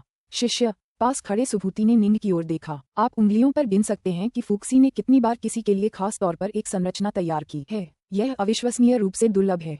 फूक्सी, निंग और मैं अब आपको और परेशान नहीं करेंगे, ठीक है? फूक्सी मुस्कुराई और सिर हिलाया। पहले मुझे तुम्हें मेरी संरचना से निकलने के लिए परेशान करना होगा। फुश। उनके सामने आग के अंतहीन समुद्र में एक गलियारा दिखाई दिया। सुभूति तुरंत निंग को गलियारे से बाहर ले गया। इस जलज्वाला सर्वनाश संरचना में सुभूति भी टेलीपोर्टेशन नहीं कर पा रहा था। उसे पहले संरचना क्षेत्र छोड़ना पड़ा, फिर टेलीपोर्ट होना पड़ा। यह एक ऐसी संरचना थी जिसे फूशी ने अनगिनत युगों से निखारा था।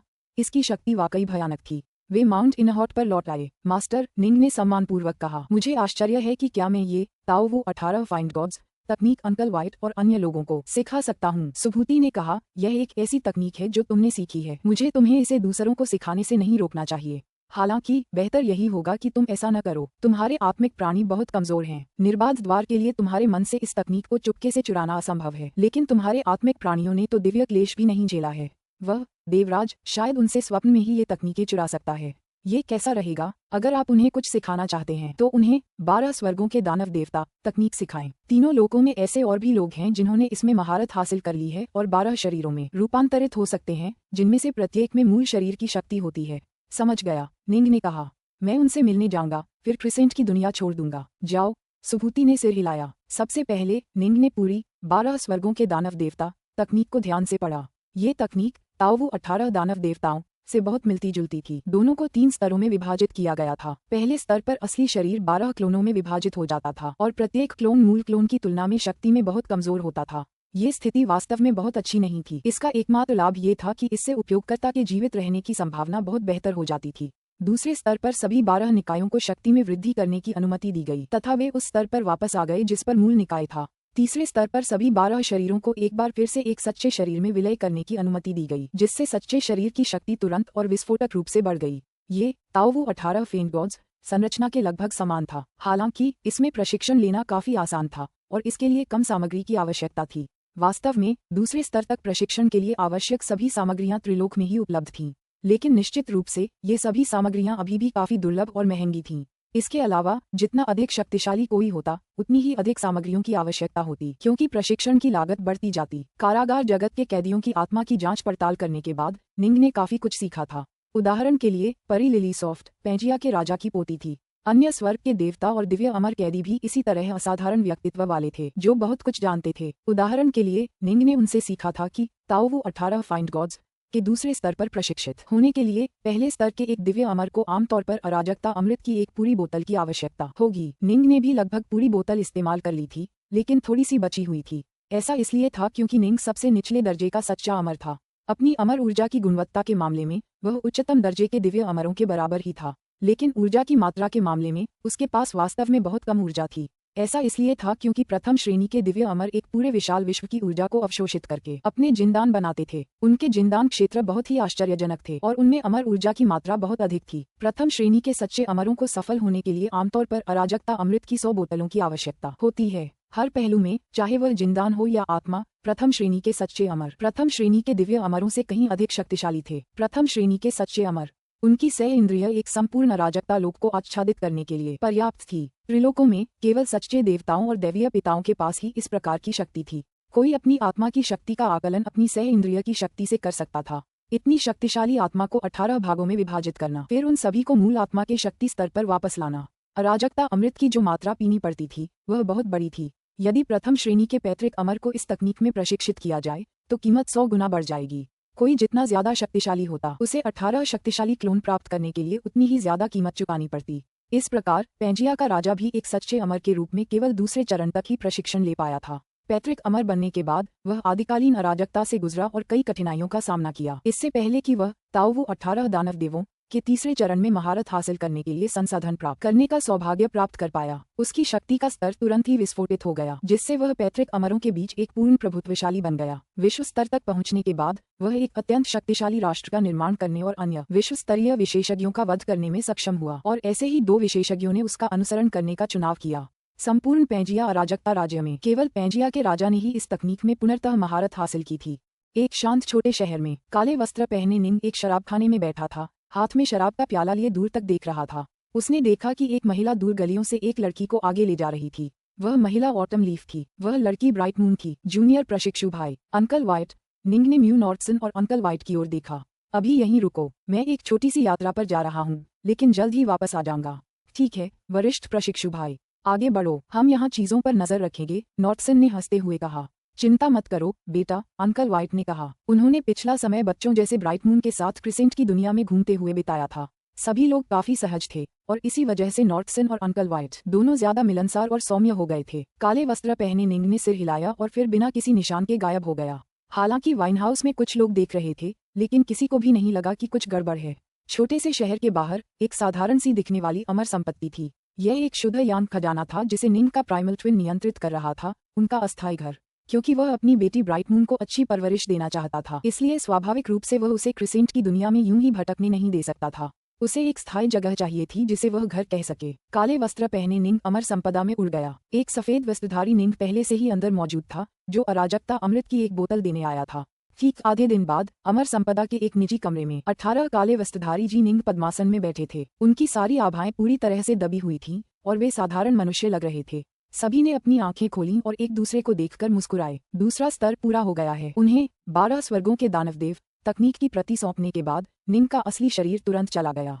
प्राइमल ट्विन ने ताओवू 18 दानवदेव तकनीक में महारत हासिल करने के लिए अराजकता अमृत की एक बोतल खर्च कर दी थी। हालांकि सभी 18 क्लोनों ने अपनी आभा को पूरी तरह से दबा दिया था।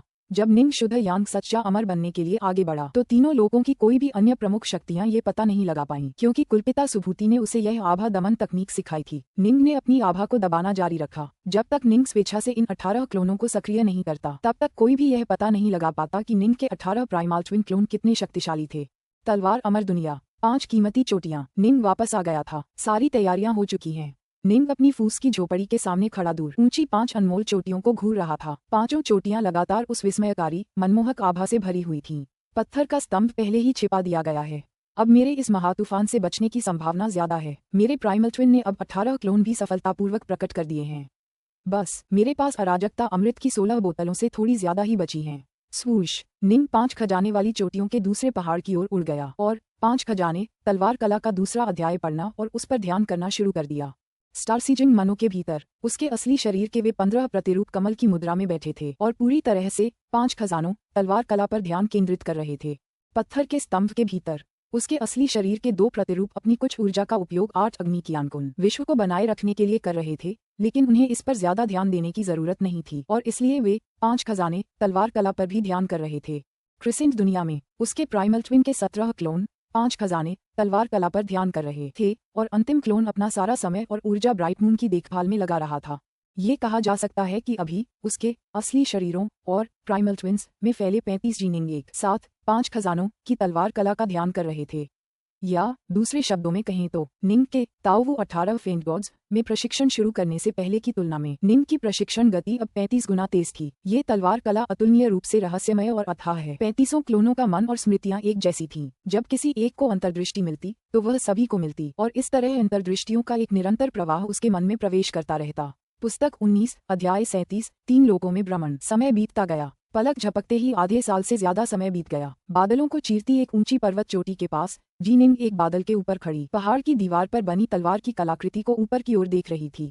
5 खजानों की तलवार कला सचमुच एक ऐसी तलवार कला है जिसने स्वर्गीय दास की सीमाओं को पार कर लिया है। मैं बस थोड़ा सा दूर हूँ, लेकिन मैं दूसरे अध्याय में पूरी तरह से पारंगत नहीं हो पा रहा हूँ। निंग ने भौहें चढ़ाईं। पिछले 6 महीनों में उसने एक ही बार में लगभग पूरे दूसरे अध्याय में महारत हासिल कर ली थी, लेकिन आखिरी अड़चन ने उसे रोक दिया था। साधकों के लिए अड़चनें बॉटलनेक का सामना करना बहुत ही भयावह होता था। कई साधक अनगिनत वर्षों तक अड़चनों में फंसे रहते और आगे नहीं बढ़ पाते। किसी साधक के लिए अड़चनों को पार करने के लिए सिर्फ समय ही काफी नहीं होता। अगर कोई लगातार सुधार कर सकता है तो तार्किक रूप से सभी दिव्य अमर अंततः सच्चे अमर बन जाएंगे। हालांकि स्पष्ट रूप से ऐसा नहीं था। निंग अंतिम अड़चन को पार करने और तलवार के पूर्ण दांव में महारत हासिल करने में इसलिए सक्षम हो पाया क्योंकि उसने 18 वर्षों तक निहिलम क्षेत्र में युद्ध किया था और प्रथम स्तर की तलवारबाजी में महारत हासिल कर ली थी। यही कारण था कि उसके लिए सब कुछ इतनी आसानी से आगे बढ़ा। अगली सफलता इतनी आसान नहीं होगी। मुझे क्या करना चाहिए? निंग ने भौहें चढ़ाईं। इस समय उसके कई क्लोन भी उसकी मदद नहीं कर सकते थे। यहाँ बेवकूफों की तरह खड़े रहने से कोई फायदा नहीं होगा। सफलता के लिए किस्मत और नियति की जरूरत होती है। निंग ने तुरंत मन ही मन संदेश भेजा। 9 नुकीले झट। एक रोशनी की किरण उड़कर बादल के ऊपर आ गिरी। वह गंजा बूढ़ा आदमी नाइनफेंग्स था। स्वर्ग के देवता नाइनफेंग्स ने तुरंत आदरपूर्वक कहा, प्रभु। निंग ने कहा, मैं 3 लोकों की यात्रा करना चाहता हूँ। 3 लोकों की यात्रा? नाइनफेंग्स चौंक गया। उसने निंग को गौर से देखा। उसने सोचा था कि निंग एक बार फिर सीमलेस गेट पर घात लगाना चाहता है, लेकिन अब ऐसा लग रहा था ऐसा नहीं था। चलो चलें। निंग तुरंत नाइनफेंग्स को स्वॉर्ड इमोर्टल दुनिया से दूर ले गया। अंधकार की एक विशाल दुनिया में अपने विशाल उड़ते हुए सिंहासन पर बैठे देवराज को तुरंत निंग के जाने की सूचना मिली। जी निंग तलवार अमर दुनिया छोड़ चुका है। गॉडकिड ने तुरंत निंग का पता लगाने के लिए अपनी शक्तिशाली सह इंद्रिय का प्रयोग किया। वह पहले ही टाइगरफैंग प्रमुख दुनिया में जा चुका है। पिछली बार इतना भारी नुकसान झेलने के बाद सीमलेस गेट स्वाभाविक रूप से इस बार की पुनरावृत्ति के लिए तैयार होगा। वे दोबारा एक ही चाल के आगे नहीं झुकेंगे। टाइगरफैंग दुनिया। एक लकड़ी का जहाज चौड़ी नदी में बह रहा था। जहाज के ऊपर सफेद वस्त्र पहने एक युवक अकेले शराब पी रहा था। उसके बगल में एक बूढ़ा सम्माननीय गंजा नौकर खड़ा था। ये टाइगरफैंग दुनिया शक्तिशाली अमर टाइगरफैंग की है। आदिकाल में वह अचानक प्रसिद्ध हो गया और उस युग का अंत करने वाले युद्ध में भी भाग लिया। हालांकि उसे अकेले यात्रा करना और अपनी मर्जी से काम करना पसंद है, इसलिए उसे प्रशिक्षु लेना पसंद नहीं है। अभी भी 2 एम्पायरियन देवता हैं जो उसका अनुसरण करने को तैयार हैं, और वह त्रिलोक का एक बहुत शक्तिशाली व्यक्ति है। जिया सम्राट ने ग्रैंड जिया को एकजुट करने के लिए अपने विशेषज्ञों और अपनी पृष्ठभूमि पर भरोसा किया था। हालांकि शक्तिशाली अमर टाइगरफैंग पूरी तरह से अपनी निजी शक्ति पर निर्भर था। अगर मैं स्वर्ग दंडक संरचना पर भरोसा न करता तो शायद मैं भी उसका मुकाबला नहीं कर पाता। निंग हंसा। 3 लोकों में कई स्वर्गिक देवता और सच्चे अमर देवता थे, जिनमें से सबसे श्रेष्ठ देवताओं की अपनी संरचनाएं थीं जो स्वर्ग दंडक संरचना के बराबर थीं। इस लिहाज से उनमें से कोई भी निंग को हरा नहीं सका। लेकिन पूरी तरह से आमने सामने की लड़ाई में वास्तव में कई ऐसे थे जो निंग से ज्यादा ताकतवर थे। दरअसल उसके अपने स्कूल माउंट इनहॉट में कई साथी शिष्य थे जो उससे श्रेष्ठ थे। रेड स्नो, पैट्रियार्क लू, अमर टाइगरफैंग, वे सच्चे देवता या दावफादर बनने की कगार पर थे। दाव या तकनीकों के मामले में वे निंग से काफी बेहतर थे। निंग को इन क्षेत्रों में उनकी श्रेष्ठता स्वीकार करनी पड़ी। उसने साधना में पर्याप्त समय नहीं लगाया था और उसका मन अपनी तलवार और हृदय शक्ति के विकास पर केंद्रित था। आखिरकार इस भीषण तूफान के बीच उसके पास कई दाव का धीरे धीरे ध्यान करने का पर्याप्त समय ही नहीं था। मैनर लॉर्ड, सीमलेस गेट से सावधान रहें, नाइनफेंग्स ने मन ही मन चेतावनी दी। चिंता मत करो, निंग ने कहा। टाइगरफैंग में प्रवेश करते ही निंग ने तुरंत अपनी हृदय शक्ति पूरी दुनिया को कवर करने के लिए भेज दी। सीमलेस गेट इस समय काफी सतर्क है। जब मैं स्वॉर्ड इमोर्टल की दुनिया में था तो कोई अपनी सह इंद्रिय का इस्तेमाल करके हर समय मुझ पर नजर रखता था। उन्हें शायद उसी पल पता चल गया था जब मैं दुनिया छोड़कर जा रहा था। हालांकि टाइगरफैंग की दुनिया में सीमलेस गेट के कई अड्डे हैं, लेकिन उनमें से सिर्फ एक में ही एम्पायरियन देवता और सच्चे अमर हैं। उस अड्डे पर कुल 19 हैं। उन्हें थोड़ी देर पहले ही वहां पहुंच जाना चाहिए था। अगर 19 एम्पायरियन देवता और सच्चे अमर सुरक्षात्मक संरचनाओं के पीछे छिपे हैं तो मेरे लिए उनकी सुरक्षा को भेदना बिल्कुल भी संभव नहीं है। निंग ने अपना सिर हिलाया। हालांकि निंग ने मन ही मन आह भरी। वह अपने पहले हमले में तो कामयाब हो गया था, लेकिन अब उसके लिए सीमलेस गेट पर कुछ और जबरदस्त वार करना कहीं ज्यादा मुश्किल होगा। आओ फिर से कोशिश करो। थक गए हो? बस इतना ही है क्या? चलो भी। दूर दूर से आवाजें सुनी जा सकती थीं। निंग ने अपनी नजरें उस तरफ घुमाईं। दूर नदी के किनारे एक गांव बसा था। गांव वाले अपनी आजीविका के लिए नदी पर निर्भर थे। गांव के अंदर एक लंबा हट्टा कट्टा फर पहने आदमी था जो एक युवक को तलवार चलाना सिखा रहा था। वह हट्टा कट्टा आदमी बार बार पुकार रहा था, आओ जोर से मारो और चालाकी से मारो। तुम्हारी तलवारबाजी ज्यादा सीधी और जोरदार होनी चाहिए। ये सारे दिखावटी काम के नहीं हैं। धमाका। युवक की तलवार तेजी से नीचे गिरी, लेकिन वह तुरंत ही उड़कर जमीन पर गिर पड़ा। वह जमीन पर गिरा, फिर तेजी से और गंभीरता से अपने पैरों पर खड़ा हुआ और फिर से आगे बढ़ा। हर बार जब वे टकराते तो वह नीचे गिर जाता। हर बार जब वह नीचे गिरता तो वह अपने पैरों पर खड़ा हो जाता। और हर बार वह लंबा आदमी उसे डांटता रहा। निंग अपनी नाव पर दूर से ये दृश्य देख रहा था। वह समझ गया कि वह आदमी और वह युवक एक जैसे दिखते थे। संभवतः वे पिता पुत्र थे। इस दृश्य को देखकर निंग को याद आया कि कैसे उसके अपने पिता जी यिचुआन ने उसे इतने सालों पहले तलवार चलाना सिखाया था। हालांकि उस लंबे आदमी की तुलना में निंग के पिता की तलवारबाजी थोड़ी बेहतर थी। फिर भी वास्तविक शक्ति के मामले में यह आदमी निंग के पिता से जरा भी कमजोर नहीं था।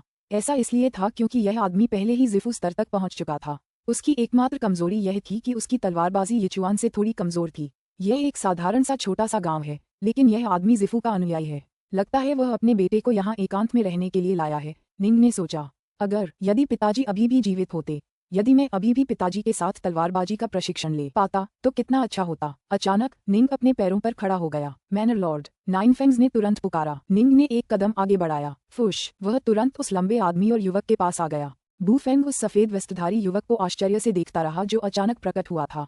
हालांकि वह अपने बेटे के साथ प्रशिक्षण ले रहा था, एक जिफू शिष्य होने के नाते उसने आसपास के इलाके पर लगातार नजर रखी थी। उसने बहुत पहले देखा था कि कुछ किलोमीटर दूर एक लकड़ी की नाव नदी में बह रही थी, और उसने नाव पर बैठे सफेद वस्त्रधारी युवक को भी देखा था जो शराब पी रहा था। लेकिन वह युवक पलक झपकते ही अचानक उसके सामने प्रकट हो गया था।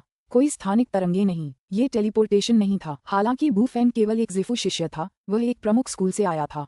यहाँ तुरंत पहुँचने के लिए उसने बस शुद्ध गति पर भरोसा किया। और हमारे आसपास की हवा अभी भी बहुत शांत और कोमल है। ऐसा कौशल आदिम ताओवादी भी नहीं कर सकते। तुम कौन हो? कीचड़ से सने युवक ने निंग की ओर देखा। बूफेंग भौंका। युवक तुरंत डर गया। अब उसकी आवाज निकालने की हिम्मत नहीं रही। निंग ने उस लंबे आदमी की तरफ बस मुस्कुराकर कहा, घबराओ मत, मैं तो बस तलवारबाजी में तुमसे मुकाबला करने आया हूँ। प्रतिस्पर्धा? बूफेंग एकदम हक्का बक्का रह गया। क्या यह मजाक था? बस चलो, निंग ने कहा। बूफेंग ने अवज्ञा करने की हिम्मत नहीं की। यह व्यक्ति शायद उसे एक ही उंगली से मिटा सकता था। उसने तुरंत अपने बाकी सारे विचार दबा दिए और पूरा ध्यान तलवार पर केंद्रित कर दिया। तो सावधान रहो। एक भारी तलवार अचानक बूफेंग के सामने प्रकट हुई। निंग ने अपने दोनों हाथ आगे बढ़ाए और अचानक उसके सामने तलवारों का एक जोड़ा प्रकट हो गया। ये तलवारें निंग ने अपनी प्राकृतिक ऊर्जा से बनाई थीं। उसके स्तर पर उसकी बनाई हुई कोई भी तलवार नश्वर श्रेणी की तलवारों से कहीं ज्यादा मजबूत होती। ये देखकर बूफेंग और भी ज्यादा स्तब्ध और भयभीत हो गया। ये सीनियर क्या खेल खेल रहा है? लेकिन उसने जरा भी संकोच नहीं किया। उसने तुरंत अपनी जिफू स्तर की को सक्रिय किया और अपनी भारी तलवार को बिजली की एक किरण की तरह आगे की ओर उछालते हुए निंग की ओर वार किया। झनकार। निंग की दोनों तलवारें मानो बहते पानी में बदल गईं जब भारी तलवार उसकी ओर तेजी से आए। उसने लगातार कई बार उसे रोका, लेकिन फिर भी पीछे की ओर उड़ गया। दरअसल जमीन पर गिरने के बाद वह कुछ कदम पीछे हट गया। पिताजी इस सफेद वस्त्रधारी आदमी से बहुत डरते प्रतीत होते हैं, लेकिन वह इतना कमजोर क्यों लग रहा है? कीचड़ से सना युवक हैरान था। ये कैसे हो सकता है? हालांकि बूफेंग को इस पर विश्वास ही नहीं हो रहा था। निंग ने धीरे से मन ही मन सोचा, लगता है जब मैं अपनी तलवारबाजी के लिए हुतियान स्तर की ताकत का इस्तेमाल करूंगा तो जिफू शिष्य के जादुई खजानों का विरोध करना मेरे लिए भी बहुत मुश्किल हो जाएगा। उसने कोई मौन मंत्र नहीं इस्तेमाल किया था, इसलिए जिफू शिष्य बूफेंग उसकी बातें सुन पा रहा था। बूफेंग अवाक रह गया। उस आदमी ने तो बस हुतियान स्तर की ताकत का इस्तेमाल जिफू शिष्य के खजानों का विरोध करने के लिए किया था। हाउटियन, जियांटियन, जिफू, प्रत्येक स्तर के बीच का अंतर बहुत बड़ा था। जारी रखें, निंग ने निर्देश दिया। बूफेंग ने अवज्ञा करने की हिम्मत नहीं की। उसने तुरंत एक और हमला किया। उसकी जिफू स्तरीय की से नियंत्रित उसकी भारी तलवार ने पूरी क्रूरता से हमला किया। हालांकि निंग की तलवारबाजी सरल लगती थी, लेकिन वे सीधे तलवार के सार तक पहुंच गईं। सच तो ये था कि निंग अपनी लंबी तलवारों से सिर्फ एक विचार से ही तलवारबाजी का प्रदर्शन कर सकता था, लेकिन अगर उसने ऐसा किया तो ये लड़ाई जारी नहीं रह सकती थी। इस प्रकार निंग ने अपनी सारी शक्ति को बलपूर्वक दबा रखा था, ये सुनिश्चित करते हुए कि उसकी ताकत किसी हाउटियन स्तरीय विशेषज्ञ से ज्यादा न हो। इसका स्वाभाविक अर्थ था कि उसकी तलवार की गति भी काफी कम हो गई थी। उसकी तलवार धीमी और कमजोर थी। उसे रोकने के लिए पूरी तरह से अपनी तलवार कला पर निर्भर रहना पड़ा। सौभाग्य से उसका दुश्मन केवल एक जिफू शिष्य था और निंग की तलवार के बारे में अपनी समझ उसके दुश्मन से कहीं अधिक थी। मुझे उम्मीद नहीं थी कि मेरी यह अचानक हुई सनक असल में निंग ने पहले कभी ऐसा अनुभव नहीं किया था। उसने खुद को एक हुटियन की ताकत के बराबर रखा। उसके दुश्मन की भारी तलवार ने गति और शक्ति दोनों में निंग की तलवारों को पूरी तरह से पीछे छोड़ दिया। नतीजा ये हुआ कि निंग को बचाव के लिए अपनी सारी कुशलता और प्रतिभा का इस्तेमाल करना पड़ा। उसे लग रहा था कि उसकी हालत में सुधार हो रहा है। उसे सही रास्ता मिल गया था। इस रास्ते से वह इस अड़चन को पार कर तलवारबाजी के और भी ऊंचे स्तर तक पहुंच सकता था। कितनी शक्तिशाली तलवारबाजी, इतनी अद्भुत, इतनी चमत्कारी कैसे हो सकती है? यह असंभव है। बू फेंग ने अपनी सारी शक्तिशाली तलवारबाजी का प्रदर्शन किया और यहाँ तक कि उसने अपनी सीखी हुई कुछ दुर्लभ अनोखी उड़ने वाली तलवारबाजी तकनीकों का भी इस्तेमाल करना शुरू कर दिया। इस तरह उसके सामने खड़ा रहस्यमयी सफेद वस्त्रधारी युवक उसके लिए और भी तलवारबाजी दिखा सकता था। इस श्वेत वस्त्रधारी युवक की तलवारबाजी ने उसके क्षितिज को पूरी तरह से विस्तृत कर दिया था, मानो उसके सामने एक पूरी नई दुनिया प्रकट हो गई हो। उसने पहली बार जाना कि तलवार का इस्तेमाल इस तरह भी किया जा सकता है। ये ठीक इसलिए था क्योंकि निंग ने केवल हॉतियन की गति और शक्ति का उपयोग जारी रखा था। इसलिए बू फेंग जैसा जिफू शिष्य इन सभी चीजों को स्पष्ट रूप से देख पा रहा था। हालांकि वह इसे स्पष्ट रूप से देख पा रहा था, फिर भी उसे लग रहा था कि यह सब अविश्वसनीय रूप से रहस्यमय था। तलवार की सबसे सरल मुद्रा भी बू फेंग को भ्रमित कर देती थी, चाहे वह इसे समझने के लिए कितनी भी कोशिश क्यों न करता, क्योंकि वह और अधिक हमले जारी रखता था। और फिर भी इसके बावजूद वह महसूस कर सकता था कि तलवार के बारे में उसकी अपनी अंतर्दृष्टि निरंतर बढ़ रही थी। कर्म भाग्य का एक जबरदस्त प्रहार। मुझे बू फेंग को अपने बेटे के साथ भागने पर मजबूर होना पड़ा, लेकिन मैं वास्तव में कर्म के एक ऐसे जबरदस्त भाग्य में ठोकर खाकर गिर पड़ा। तलवार का दाव। मैं तलवार के दाव पर चल सकता हूँ। मैं समझ के एक उच्च स्तर तक पहुँच सकता हूँ और मैं जल्दी ही एक वांशियांक सिद्ध या यहाँ तक कि एक आदिम दाववादी भी बन सकूंगा। तब तक मैं वापस जा सकूंगा। मैं अपनी पत्नी को बचा लूंगा। बू फेंग का हृदय अत्यधिक खुशी से भर गया, लेकिन फिर उसने तुरंत ही बाकी सभी विचारों को दबा दिया। उसने अपना सारा ध्यान निंग पर हमला करने पर केंद्रित कर दिया। साथ ही निंग की कुछ तलवारबाजी की मुद्राओं को याद करने की भी पूरी कोशिश की। हालांकि ये सभी तकनीकें निंग ने यूं ही सोच ली थीं और मौके पर ही उनका प्रदर्शन भी किया था, लेकिन बू फेंग के लिए ये मुद्राएं किसी ऐसे पेगासस की तरह थीं जो बेधड़क बेबाक अंदाज में आसमान में उड़ रहा हो। हर एक तकनीक अतुलनीय रूप से उत्कृष्ट थी। निंग तलवार के दाव का एक अद्वितीय प्रतिभाशाली व्यक्ति था जिसने बहुत पहले ही इसमें महारत हासिल कर ली थी। अभी उसकी नींव 5 खजाने तलवार कला पर थी, एक ऐसी तलवार कला जो स्वर्गीय दाव की सीमाओं से भी आगे थी। तलवार की कला का अध्ययन करने वाले किसी व्यक्ति के लिए निंग की अंतर्दृष्टि का एक छोटा सा अंश भी उसे असीमित लाभ देने के लिए पर्याप्त था। शायद यही तलवार का असली सार है। हृदय बल को भूल जाओ, तलवार बल को भूल जाओ, शक्ति और बल के सभी बाहरी स्रोतों को भूल जाओ, तभी तुम तलवार के असली सार को जान पाओगे। 5 खजाने तलवार कला ही वह चीज है जो किसी को तलवार के असली सार की ओर ले जाती है। हाँ, आज से मैं तीनों लोकों में घूमूंगा, तलवार से अनगिनत लोगों से मुकाबला करूंगा। निंग पर अचानक स्पष्टता की एक किरण चमकी और निंग तुरंत अपने निर्णय पर पहुंच गया। पुस्तक 19 अध्याय 38 पूरे क्षेत्र में तलवार प्रशिक्षण। बू फेंग और जी निंग ने पूरे दिन और रात युद्ध किया। स्वर्ग के देवता नाइन फेंग्स ने एक ऐसी तकनीक अपनाई जिससे इस इलाके को बाहरी दुनिया से पूरी तरह अलग कर दिया गया, ताकि गांव के आम लोग युद्ध न देख पाएं। केवल नाइन फेंग्स और कीचड़ से सने युवक ही युद्ध देख पा रहे थे। हफ हफ हफ बू फेंग का चेहरा पीला पड़ रहा था और वह हौंफ रहा था। वह अपनी पूरी शक्ति का इस्तेमाल करने के लिए कड़ी मेहनत कर रहा था। उसके जिफू क्षेत्र की शक्ति बहुत पहले ही खत्म हो चुकी थी, इसलिए वह उसे फिर से भरने के लिए स्पिरिट पिल्स का इस्तेमाल कर रहा था। आखिरकार उसकी आखिरी स्पिरिट पिल्स भी खत्म हो गई, जिससे वह मानसिक रूप से घबरा गया। वह अच्छी तरह जानता था कि इस रहस्यमयी व्यक्ति से मुकाबला करने के इस मौके के आगे स्पिरिट पिल्स का कोई मोल नहीं है। यह उसके लिए एक जबरदस्त मौका था और वह इसका इस्तेमाल थोड़ी देर और लड़ने के लिए करना चाहता था। ठीक है, अब तुम रुक सकते हो, निंग ने कहा। उसे आभास हो गया था कि उसके प्रतिद्वंदी के हमले काफी कमजोर हो गए थे। वह आदमी साफ तौर पर की से बाहर हो गया था। बू फेंग के पास रुकने के अलावा कोई विकल्प नहीं था। ये रही कुछ स्पिरिट पिल्स जिनसे तुम अपनी की को फिर से भर सकोगे। निंग ने स्पिरिट पिल्स की एक बोतल उसकी तरफ उछाली। बू फेंग ने झट से बोतल ले ली और जैसे ही उसने अंदर झांका वह चौंक गया और खुशी से फूला नहीं समाया। हे भगवान, आदिम ताओवादी भी इतनी गोलियां नहीं बना पाएंगे। उसे यह एहसास नहीं था कि निंग ने ये कुछ ऐसा हासिल किया था जब उसने क्षेत्रयुद्ध के दौरान अनगिनत अमर और दुष्ट देवताओं का वध किया था। उस समय उसके द्वारा मारे गए प्रत्येक श्वेत मुख वाले बार्ड ड्रैगन में 1 लाख भीले अमर थे, जिनमें से प्रत्येक युद्ध के दौरान अपने साथ भारी मात्रा में अमर गोलियां लेकर चल रहा था। निंग ने बस एक बोतल निकाली थी जो एक भीले अमर की थी। हालांकि बू फेंग जैसे तुच्छ जिफू शिष्य के लिए ये कुछ ऐसा था जिसने उसे पूरी तरह से चौंका दिया और उसे खुशी से अभिभूत कर दिया। वरिष्ठ, मैं लड़ना जारी रख सकता हूँ, बू फेंग ने जल्दी से कहा। बस बहुत हो गया, निंग ने हंसते हुए कहा। नाइन फेंग्स, चलो चलें। हाँ जागीरदार, नाइन फेंग्स ने सम्मानपूर्वक कहा। फुस। सफेद वस्त्रधारी युवक और गंजा बूढ़ा नौकर हवा में गायब हो गए। लेकिन बू फेंग बेहद परेशान था। गोलियों की यह बोतल शायद एक औसत आदिम ताओवादी की पूरी दौलत के बराबर की होगी। इससे उसे जरूरी संसाधन मिल जाएंगे और जो रहस्यमय गहन तलवारबाजी उसने याद कर ली थी वे उसके अमर पथ पर मार्गदर्शन करने वाले प्रकाश स्तंभों का काम करेगी।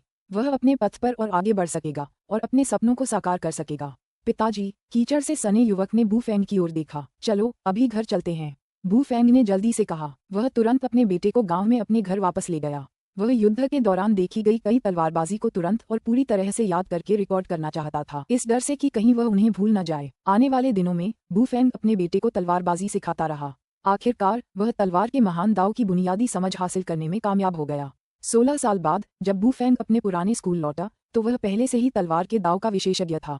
नदी के अंदर एक लकड़ी की नाव के ऊपर, महाराज, आपने जो तकनीकें प्रदर्शित की हैं वे 5 खजानों की तलवार कला से आए हैं। एक ऐसी तकनीक जो स्वर्गीय दास से भी बढ़कर है, जिसे तीनों लोगों के इतिहास में सर्वोच्च तलवार अमर ने बनाया था। उस तलवार कला का एक छोटा सा टुकड़ा भी सीखना उस ज़िफू शिष्य के लिए कर्म के एक जबरदस्त भाग्य का प्रतीक है, नाइन फेंग्स ने कहा। उसने 5 खजानों की तलवार कला की अपार शक्ति को स्वयं देखा था। सामान्यतः स्वर्गीय अमर भी पूरी तलवार कला में निहित शक्ति और वैभव को देख नहीं पाते। जहाँ तक कुछ बिखरी हुई तकनीकों और मुद्राओं की बात है, अगर वे उन्हें देख भी लेते तो भी उन्हें समझ नहीं पाते। निंग ने खुद तलवारबाजी की कला का प्रदर्शन किया था और बू फेंग के साथ लंबे समय तक अभ्यास किया था, इसीलिए बू फेंग समझ पाया था कि तलवारबाजी की ये मुद्राएं वाकई कितनी जबरदस्त होती हैं। स्वाभाविक रूप से उसके लिए इन्हें समझना दूसरों की तुलना में कहीं ज्यादा आसान था। मुझे कुछ अंतर्दृष्टि प्राप्त हुई, निंग ने हंसते हुए कहा। सच तो ये है कि बू फेंग के खिलाफ सिर्फ 1 घंटा लड़ने के बाद निंग बू फेंग के सभी दावों को पूरी तरह से समझ और हरा चुका था। निंग ने उसके खिलाफ पूरा दिन और रात इसलिए लड़ा क्योंकि वह नए विचारों को परख रहा था और नई अंतर्दृष्टि प्राप्त कर रहा था। यहाँ से 3000 किलोमीटर दूर एक ज़िफू शिष्य है जो लंबी तलवार चलाने की तकनीक में काफी कुशल है। आइए, निंग की हृदय शक्ति ने पहले ही 3000 किलोमीटर दूर एक ज़िफू शिष्य को खोज लिया था जो काफी असाधारण उड़ान तलवार तकनीक का प्रशिक्षण ले रहा था। दूर एक पर्वत शिखर पर एक जख्मी धूसर वस्त्रधारी महिला खड़ी थी, दूर से उड़ती हुई तलवार को नियंत्रित कर रही थी। अचानक एक सफेद वस्त्रधारी युवक और एक बूढ़ा गंजा नौकर अचानक उसके पास प्रकट हुए। अरे! जख्मी महिला बुरी तरह चौंक गई, लेकिन उसने जल्दी से सम्मानपूर्वक कहा, वरिष्ठ, आपको सादर प्रणाम। अपनी उड़ती तलवार का इस्तेमाल करके मुझ पर पूरी ताकत से हमला करो, सफेद वस्त्र पहने युवक ने कहा। उफ! जख्मी औरत दंग रह गई। ये रहस्यमयी आकृति बहुत अजीब थी, फिर भी उसने मना करने की हिम्मत नहीं की और इसलिए उसने तुरंत हमला करना शुरू कर दिया। समय दिन प्रतिदिन बीतता गया। सीमलेस गेट का गॉडकीप निंग पर कड़ी नजर रखता रहा, बीच बीच में उस पर नजर रखता रहा। ऐसा करते करते आधे महीने बीत गए और आखिरकार गॉडकीप का धैर्य जवाब दे गया। उसके लिए जी निंग कोई असली खतरा नहीं, बल्कि बस एक उपद्रवी था। तीनों लोगों में असली खतरनाक व्यक्ति नुवा गठबंधन के सच्चे देवता और ताओफादा थे और साथ ही वे अंत्युद्ध के लिए गुप्त रूप से की जा रही कई तैयारियां भी थीं। जी निंग तलवारबाजी का प्रशिक्षण लेने के लिए कुछ हास्यास्पद रूप से कमजोर साधकों से द्वंद्वयुद्ध कर रहा है। क्या मजाक है? अगर उसे कोई अंतर्दृष्टि मिल भी जाए तो वह कितनी मजबूत होगी। गॉडकीप अब और ध्यान देने की जहमत नहीं उठा पा रहा था। दिन ब दिन, महीना दर महीना, साल दर साल निंग तीनों लोकों में विचरण करता था। हालांकि निम्न स्तरीय ज़िफू शिष्य और वांशियांग सिद्ध कमजोर थे, फिर भी अलग अलग जगहों की युद्ध शैलियां अलग अलग थीं। खासतौर पर खरबों छोटे लोकों में युद्ध शैलियों में अंतर स्पष्ट रूप से दिखाई देता था। दरअसल कुछ तलवारबाजी की तकनीकें ऐसी थीं जिनके कारण निंग भी अवाक और अवाक महसूस करता था। निंग ने अनगिनत लड़ाकों और अनगिनत शैलियों के खिलाफ युद्ध लड़ा। उसने कभी अपनी अमर शक्ति, हृदय शक्ति, तलवार शक्ति या किसी और चीज का इस्तेमाल नहीं किया। ज़िफू शिष्यों के खिलाफ लड़ने के लिए वह बस अपनी हुतियान स्तर की ताकत पर और वांशियांग सिद्धों के खिलाफ लड़ने के लिए जियांतियान स्तर की ताकत पर निर्भर था। इससे निंग को 5 खजानों की तलवारबाजी की और भी गहरी समझ हासिल हुई। उसके कई क्लोन ध्यान और नई तकनीकों की कल्पना पर केंद्रित थे और युद्ध से उसकी अंतर्दृष्टि का सार निकाल रहे थे। 9 साल बाद निंग एक खूबसूरत मनोरम लघु विश्व में स्थित था। ये लघु विश्व एक बहुत ही दुर्गम क्षेत्र में था, लेकिन कभी कभी अमर और त्रिलोक के दानव देवता निंग की तरह यहाँ से गुजरते थे। हालांकि यह एक बहुत ही आबादी वाला स्थान था। जनसंख्या के आकार के लिहाज से यह निंग के पिछले घर पृथ्वी के बराबर था। यहाँ विशेषज्ञों को कई अलग अलग श्रेणियों में विभाजित किया गया था, नश्वर श्रेणी, पृथ्वी श्रेणी, स्वर्ग श्रेणी और महापुरुष श्रेणी। वास्तव में यह मूलतः हाउटियन, जियांटियन, ज़िफू और वांजियांग स्तरों के बराबर था। इस संसार में ऊर्जा साधना विधियां अत्यंत निष्ठुर थीं। जो कोई भी महापुरुष स्तर तक पहुंच पाता था वह वास्तव में दाव की अपनी अंतर्दृष्टि के मामले में ग्रैंड जिया के आदिम दाववादियों के बराबर था। वास्तव में कुछ महापुरुषों ने तो पूर्ण दाव में भी महारत हासिल कर ली थी। ये ठीक इसलिए था क्योंकि उन्हें दाव की इतनी गहरी अंतर्दृष्टि थी कि वे इतनी भयानक ऊर्जा साधना विधियों के बावजूद जबरन वांशियांग स्तर तक पहुंचने के लिए प्रशिक्षण लेने में सक्षम थे। स्वॉर्डफोर्ज माउंटेन विला, इसे इस छोटी सी दुनिया में एक पवित्र स्थान माना जाता था। स्वॉर्डफोर्ज माउंटेन विला के स्वामी को स्वॉर्ड सेंट की उच्च उपाधि दी गई थी। वह एक महापुरुष थे और पूरी दुनिया में केवल 3 महापुरुष ही थे। हालांकि स्वॉर्ड सेंट को सार्वजनिक रूप से तीनों में सबसे शक्तिशाली माना जाता था। मालिक 13 शिष्य वहां आदरपूर्वक खड़े थे। उनके सामने एक अधेड़ उम्र का व्यक्ति साधारण वस्त्र पहने पद्मासन में बैठा था। यह अधेड़ उम्र का व्यक्ति तलवारबाज संत था, दुनिया का नंबर 1 विशेषज्ञ। ये 13 शिष्य तलवार संत के स्कूल के 15 दिव्य तलवारों में से 13 थे। नंबर 6 आप पहले, तलवार संत ने कहा। हाँ गुरुदेव, छठे शिष्य ने आदरपूर्वक कहा। ठीक इसी क्षण फुश, एक सफेद वस्त्रधारी युवक और एक बूढ़ा गंजा आदमी अचानक उनके बगल में प्रकट हुए। चूंकि तलवार संत उनके सामने बैठा था, इसलिए उसने सबसे पहले उन्हें अचानक प्रकट होते देखा। उसका चेहरा तुरंत बदल गया। वे अचानक यहाँ कैसे प्रकट हो गए बिना मुझे पता चले? तलवार संत के चेहरे पर भाव देखकर 13 शिष्यों ने उसकी निगाहों का अनुसरण किया। उन्होंने उस युवक और वृद्ध सेवक को भी देखा और वे भी चौंक गए। हालांकि वे चौंके लेकिन घबराए नहीं। ऐसा इसलिए था क्योंकि सभी जानते थे कि तलवार संत दुनिया के निर्विवाद रूप से नंबर 1 विशेषज्ञ थे। फिर भी ये सच था कि कुछ लोग ऐसे भी थे जो छिपने में विशेष रूप से कुशल थे। छठे शिष्य ने तुरंत चिल्लाकर कहा, ये स्वॉर्डफोर्ज पर्वतीय गांव का एक प्रतिबंधित क्षेत्र है। तुम दोनों कौन हो? अपना नाम बताओ। हालांकि सफेद वस्त्रधारी युवक तलवार संत की ओर देखता रहा। मैंने सुना है कि तुम इस दुनिया के सबसे ताकतवर इंसान हो और तुम्हारी तलवारबाजी सबसे बेहतरीन है। अपनी तलवार चलाओ और अपनी सबसे मजबूत तलवारबाजी दिखाओ। क्या तुमने सुना नहीं? 13 शिष्य क्रोधित हो गए, लेकिन नाइनफेंग्स ने बस उनकी ओर देखा, फिर धीरे से कहा, सो जाओ। धप धप धप 13 शिष्य सो गए और बेहोश हो गए। इस दृश्य ने तलवार संत को पूरी तरह से स्तब्ध कर दिया। उनके 13 शिष्यों में से अधिकांश स्वर्ग पद पर थे, लेकिन वे सभी एक ही पल में गहरी नींद में चले गए। ऐसी क्षमता बिल्कुल अकल्पनीय थी। उफ, अगर यह कोई बड़ी दुनिया होती तो हालात इतने दर्दनाक नहीं होते। निंग ने अपना सिर हिलाया, फिर अपनी आभा छोड़ी। तुरंत स्वॉर्ड सेंट को लगा जैसे वह एक चींटी से ज्यादा कुछ नहीं है जो एक ऐसे समुद्र में डूब रही है जो आकाश से भी विशाल था। दरअसल उसे लग रहा था कि इस असीम शक्ति की आभा के आगे उसका शरीर हिल भी नहीं पा रहा था।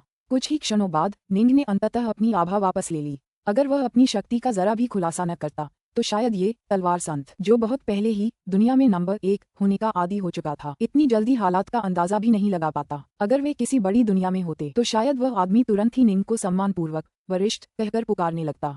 हमला करो, निंग ने आदेश दिया। वरिष्ठ, आपकी शक्ति सचमुच अद्भुत है। मैं वुडक्लियर 100 साल से दुनिया भर में घूम रहा हूँ।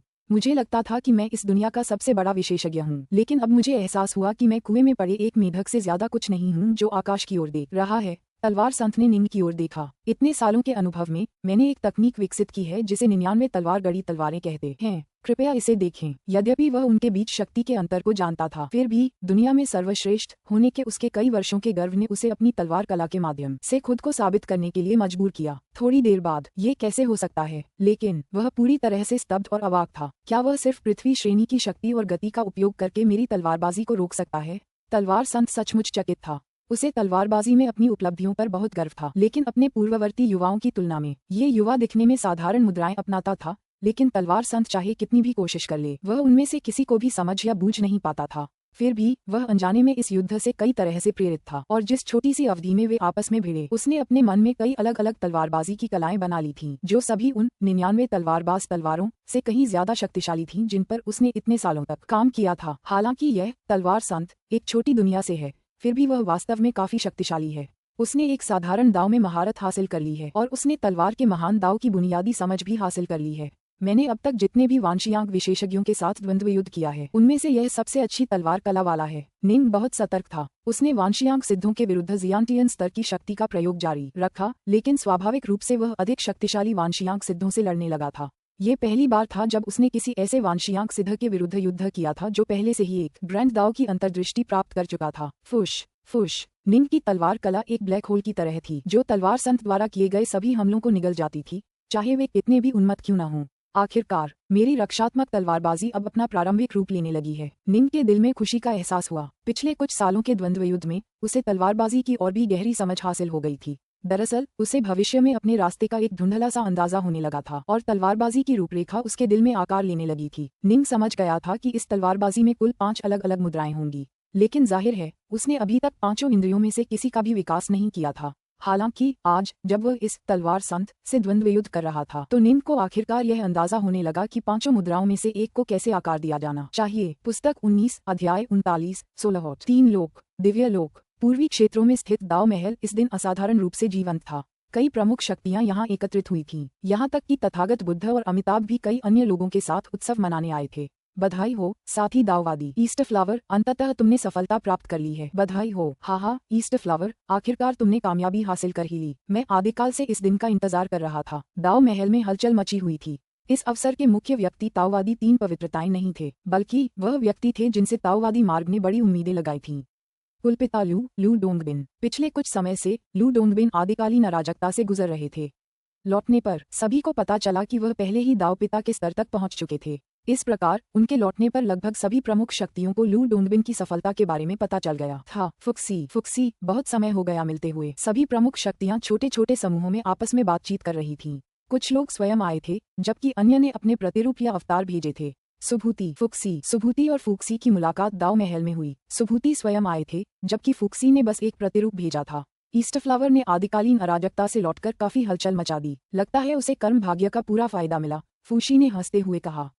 और जो मैंने देखा उससे लगता है कि ईस्ट फ्लावर को ताइजी बल के 5वें स्तर पर भी महारत हासिल कर लेनी चाहिए थी।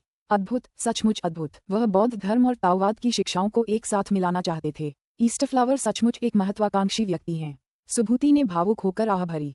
हालांकि उनकी महत्वाकांक्षाएं इतनी ज्यादा थीं कि ईस्ट फ्लावर के रूप में अपने पिछले जीवन और लू डोंगबिन के रूप में अपने वर्तमान जीवन, दोनों में गहरी अंतर्दृष्टि होने के बावजूद वे अंतिम सफलता हासिल करने में असमर्थ रहे। इस बार आदिकालीन अराजकता में एक भाग्यशाली मुठभेड़ के कारण वह एक सौभाग्यपूर्ण सफलता हासिल करने में सक्षम हुए। बौद्ध धर्म और ताओवाद को एक में मिला दिया, जिसमें ताइजी ने उनका समर्थन किया।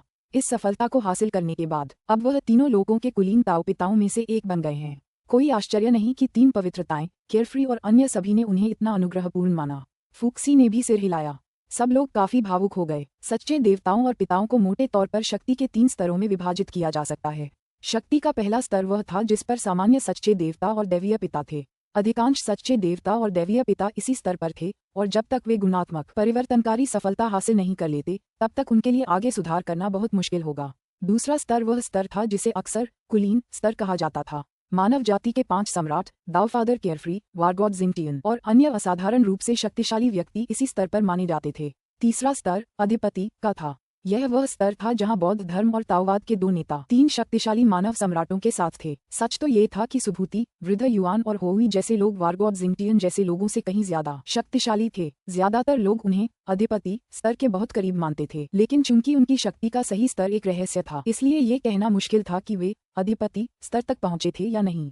लू डोंगबिन बौद्ध धर्म और ताओवाद दोनों में अपनी साधना को संयोजित करने में सफल रहे थे, और उनकी ताइजी शक्ति 5वें स्तर तक पहुंच गई थी। वे निश्चित रूप से शक्ति के कुलीन ताओपिता स्तर तक पहुंच गए थे।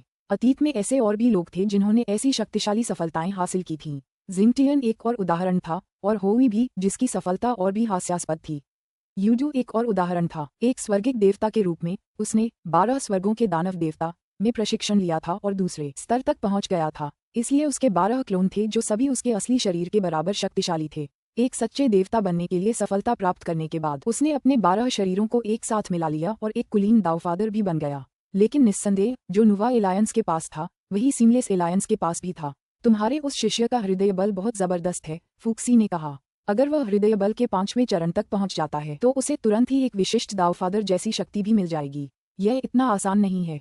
ईस्ट फ्लावर को सफलता सिर्फ इसलिए मिली क्योंकि वह अनगिनत सालों से एक नींव तैयार कर रहा था। सच कहूं तो अगर वह एक साथ इतनी सारी चीजों का प्रशिक्षण न लेता तो शायद वह बहुत पहले ही दाओफादर बन गया होता। ईस्ट फ्लावर बस बहुत महत्वाकांक्षी है, इसीलिए उसे अपनी सफलता पाने में इतना समय लगा।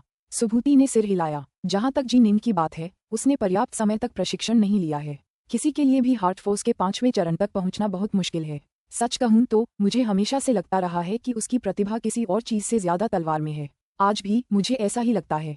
तलवार के दाव की तुलना में हार्ट फोर्स बहुत ही क्षणभंगुर और निराकार मार्ग है। फुक्सी ने सहमति में सिर हिलाया।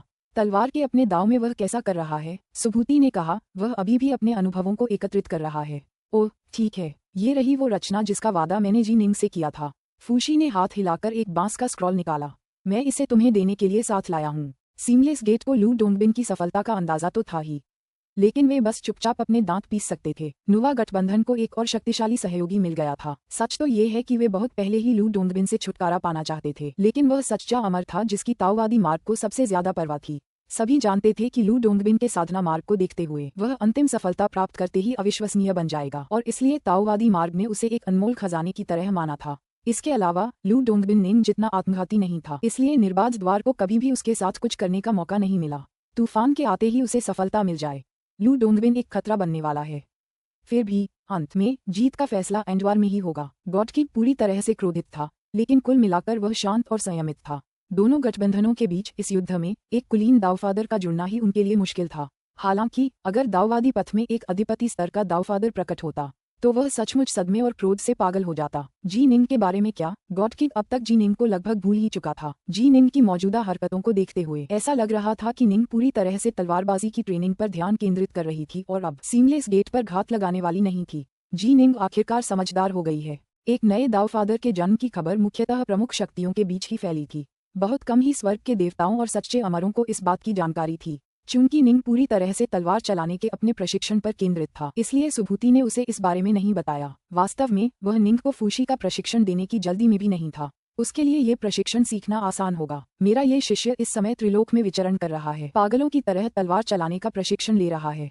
बेहतर होगा कि मैं अभी उसे परेशान न करूं। जब वह अपना प्रशिक्षण पूरा कर लेगा तो मैं उसे ये प्रशिक्षण दे दूंगा। सुभूति का निर्णय बिल्कुल सटीक था। निंग सचमुच उन्मत्त अवस्था में पहुंच गया था। जब उसने तलवार के दांव में महारत हासिल की तो वह तलवारबाजी के पहले चरण तक पहुंच ही गया था। तलवारबाजी के दूसरे चरण तक पहुंचने पर उसकी आंखों के सामने एक नई दुनिया खुल गई थी और इस तरह निंग तीनों लोकों में घूमता रहा, लगातार तलवारबाजी का प्रशिक्षण लेता रहा और दूसरों से प्रतिस्पर्धा करता रहा।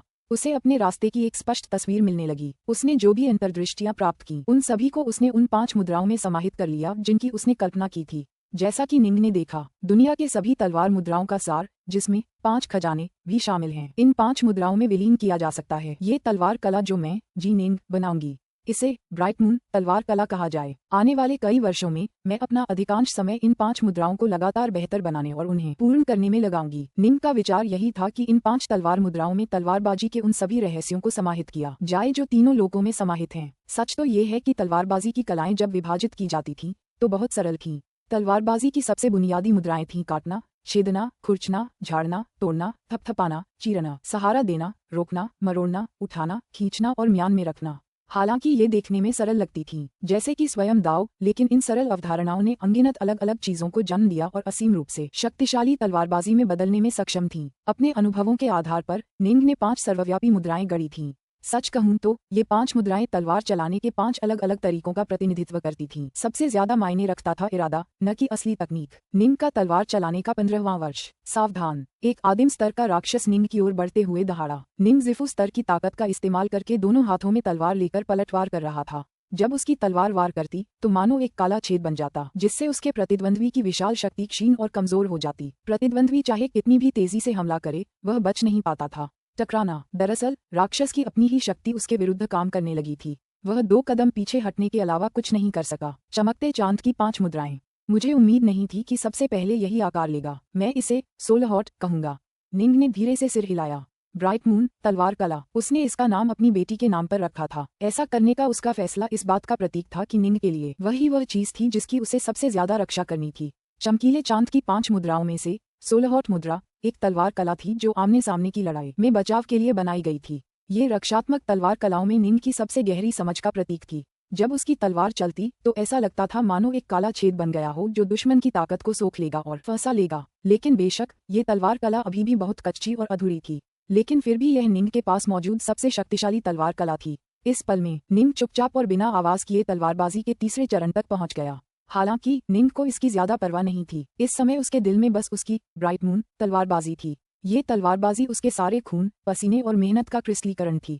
यही भविष्य में उसकी तलवारबाजी की असली नींव होगी। 5 तलवार मुद्राएं बनाने के बाद ही निंग को आराम मिलेगा। अरे, मैंने आखिरकार उस सच्चे अमर विंटरपीक को वश में कर लिया है।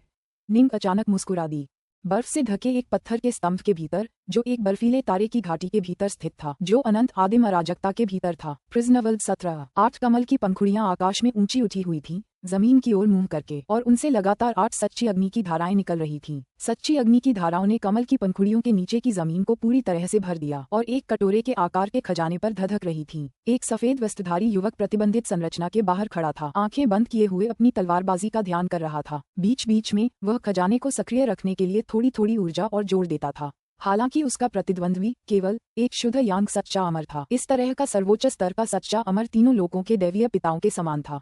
एक बार जब उसने खुद को कटोरे के आकार के जादुई खजाने के नीचे छिपा लिया और सच्ची आग की 8 धधकती धाराओं से बचाव के लिए उसे अपनी ऊर्जा से भरना शुरू कर दिया।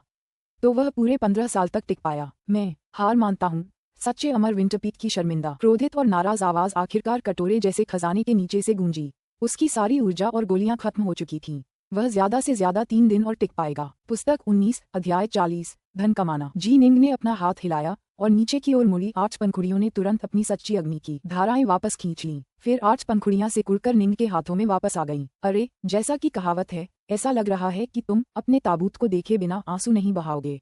तुम्हें पता था कि अगर तुम मुझसे लड़ोगे तो अंततः मर जाओगे, लेकिन फिर भी तुम्हें अब तक मुझसे लड़ना ही था। फिर भी निंग को अपने दुश्मन की ताकत पर आह भरनी पड़ी। निंग के पास 8 तरह की सच्ची आग पर भरोसा करने के लिए हथियार थे, जबकि दुश्मन को बचाव के लिए एक जादुई खजाने को सक्रिय रूप से नियंत्रित करना था। ये सच्चा अमर उससे कहीं ज्यादा ऊर्जा खर्च कर रहा था, लेकिन अपनी दावफादर के बराबर शक्ति के कारण वह 15 साल तक जीवित रह पाया था। इससे पता चलता था कि निंग और दावफादर के बीच कितनी गहरी खाई थी। अगर यह व्यक्ति कैद न होता तो निंग उसे सिर झुकाने के लिए मजबूर नहीं कर सकता था। फुस, कटोरे के आकार का जादुई खजाना गायब हो गया और सच्चा अमर विंटरपीक फिर से प्रकट हो गया।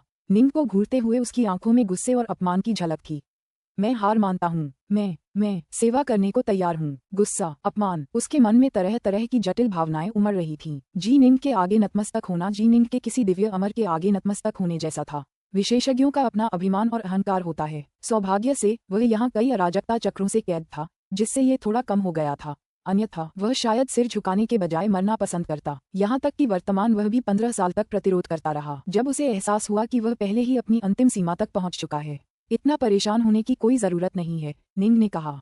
मैं तुम्हें जेल से बाहर जाने की इजाजत नहीं दे सकता, इसलिए तुम पहले की तरह यहीं रहोगी। विंटरपीक जानता था कि निंग उसे सांत्वना देने और उसे ज्यादा लचीला और कम प्रतिरोधी बनाने की कोशिश कर रहा था। उसने शांति से कहा, तुम मुझसे क्या करवाना चाहते हो? क्या तुम्हें जादुई खजाने चाहिए या मुझसे कुछ सवाल पूछने चाहिए? मैं तुम्हें तुम्हारी मर्जी का कोई भी खजाना दे सकता हूँ।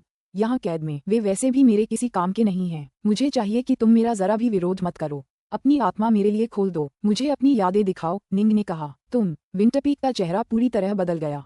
ओवरसियर, ज्यादा दूर मत जाओ, निंग ने कहा। यह महज स्मृति खोज है। विंटरपीक ने निंग को घूरते हुए दांत पीस लिए। असंभव। मैं तुम्हें अपने सारे जादुई खजाने दे सकता हूँ, लेकिन आत्मा की सफाई असंभव।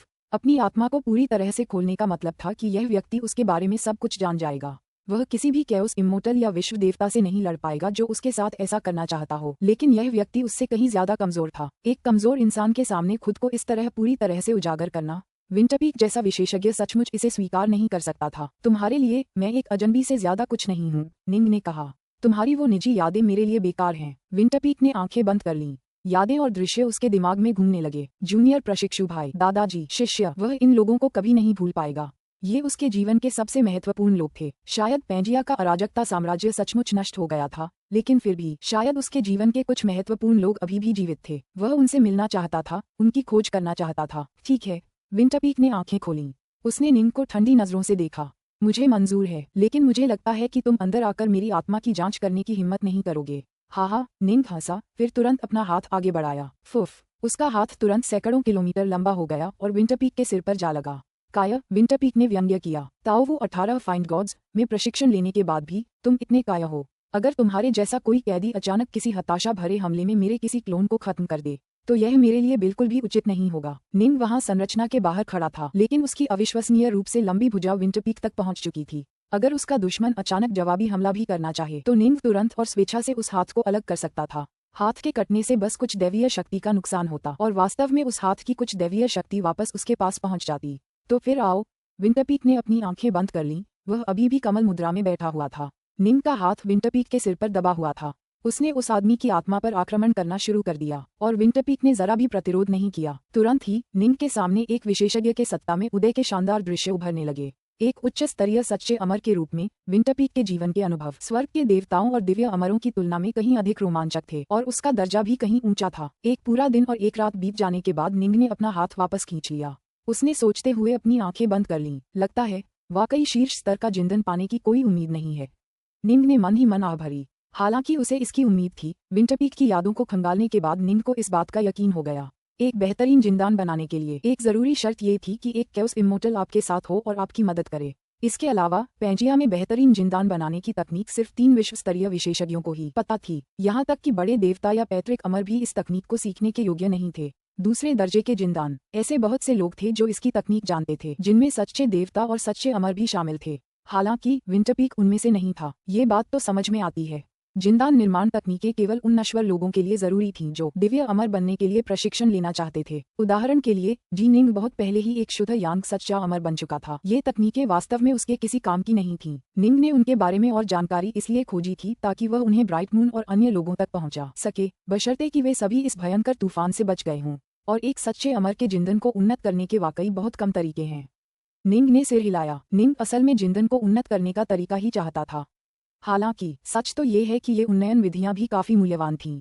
ऐसा इसलिए था क्योंकि पिछड़े इलाकों में कुछ अमर प्राणी थे जो अविश्वसनीय रूप से प्रतिभाशाली थे, लेकिन जो पहले ही निम्न स्तरीय विधियों का उपयोग करके दिव्य अमर या सच्चे अमर बन चुके थे। पेंजिया अराजकता राज्य की विभिन्न शक्तियां अक्सर उन्हें भर्ती करती थीं, फिर उनके साथ मिलकर अपने जिंदानों को उन्नत करती थीं। फिर भी चूंकि सर्वोत्तम तकनीकें भी उन्हें जिंदानों को केवल दूसरे स्तर तक ही उन्नत करने की अनुमति देती थीं, इसलिए वे उतने मूल्यवान नहीं थे। यहाँ कैद लगभग सभी सच्चे देवताओं और सच्चे अमरों के पास अपने पद पर सर्वोच्च शक्ति स्तर था। उनका दर्जा अविश्वसनीय रूप से ऊंचा था, इसलिए संभावना थी कि उनमें से कुछ इन तकनीकों को जानते होंगे।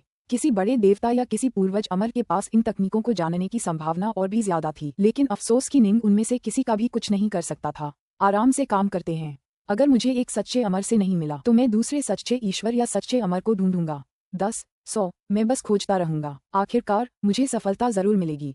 निंग ने फिर विंटरपीक की ओर देखा। क्या तुम्हें वो मिल गया जो तुम चाहते थे? विंटरपीक ने निंग की ओर देखा। निंग ने कहा, मुझे अपने फ्लैशिंग स्काई स्टार्स दे दो। विंटरपीक ने दांत पीसते हुए कहा, तुमने तो मेरी आत्मा की जांच कर ली है।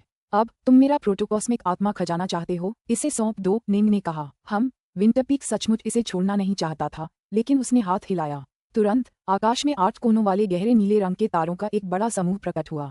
कुल 99 तारे थे और ऐसा लग रहा था जैसे उनमें से प्रत्येक अपने भीतर विशाल आकाश समेटे हुए हो। यह विंटरपीक के पास सबसे महत्वपूर्ण खजाना था, एक प्रोटोकॉस्मिक स्पिरिट ट्रेजर सेट। ले लो। विंटरपीक ने खजाने के सेट पर अपनी आत्मा की छाप बिखेरी, फिर उसे निंग की ओर फेंक दिया। निंग का हाथ फैलकर 300 मीटर आकार का हो गया, क्योंकि उसने विभिन्न खजाने पकड़ लिए थे। ये रही अमर गोलियों की एक शीशी और एक संदेश देने वाला ताबीज। ये गोलियां तुम्हें कुछ समय तक जिंदा रहने के लिए काफी होंगी। अगर कोई जरूरी काम हो तो तुम ताबीज तोड़कर मुझे बुला सकते हो।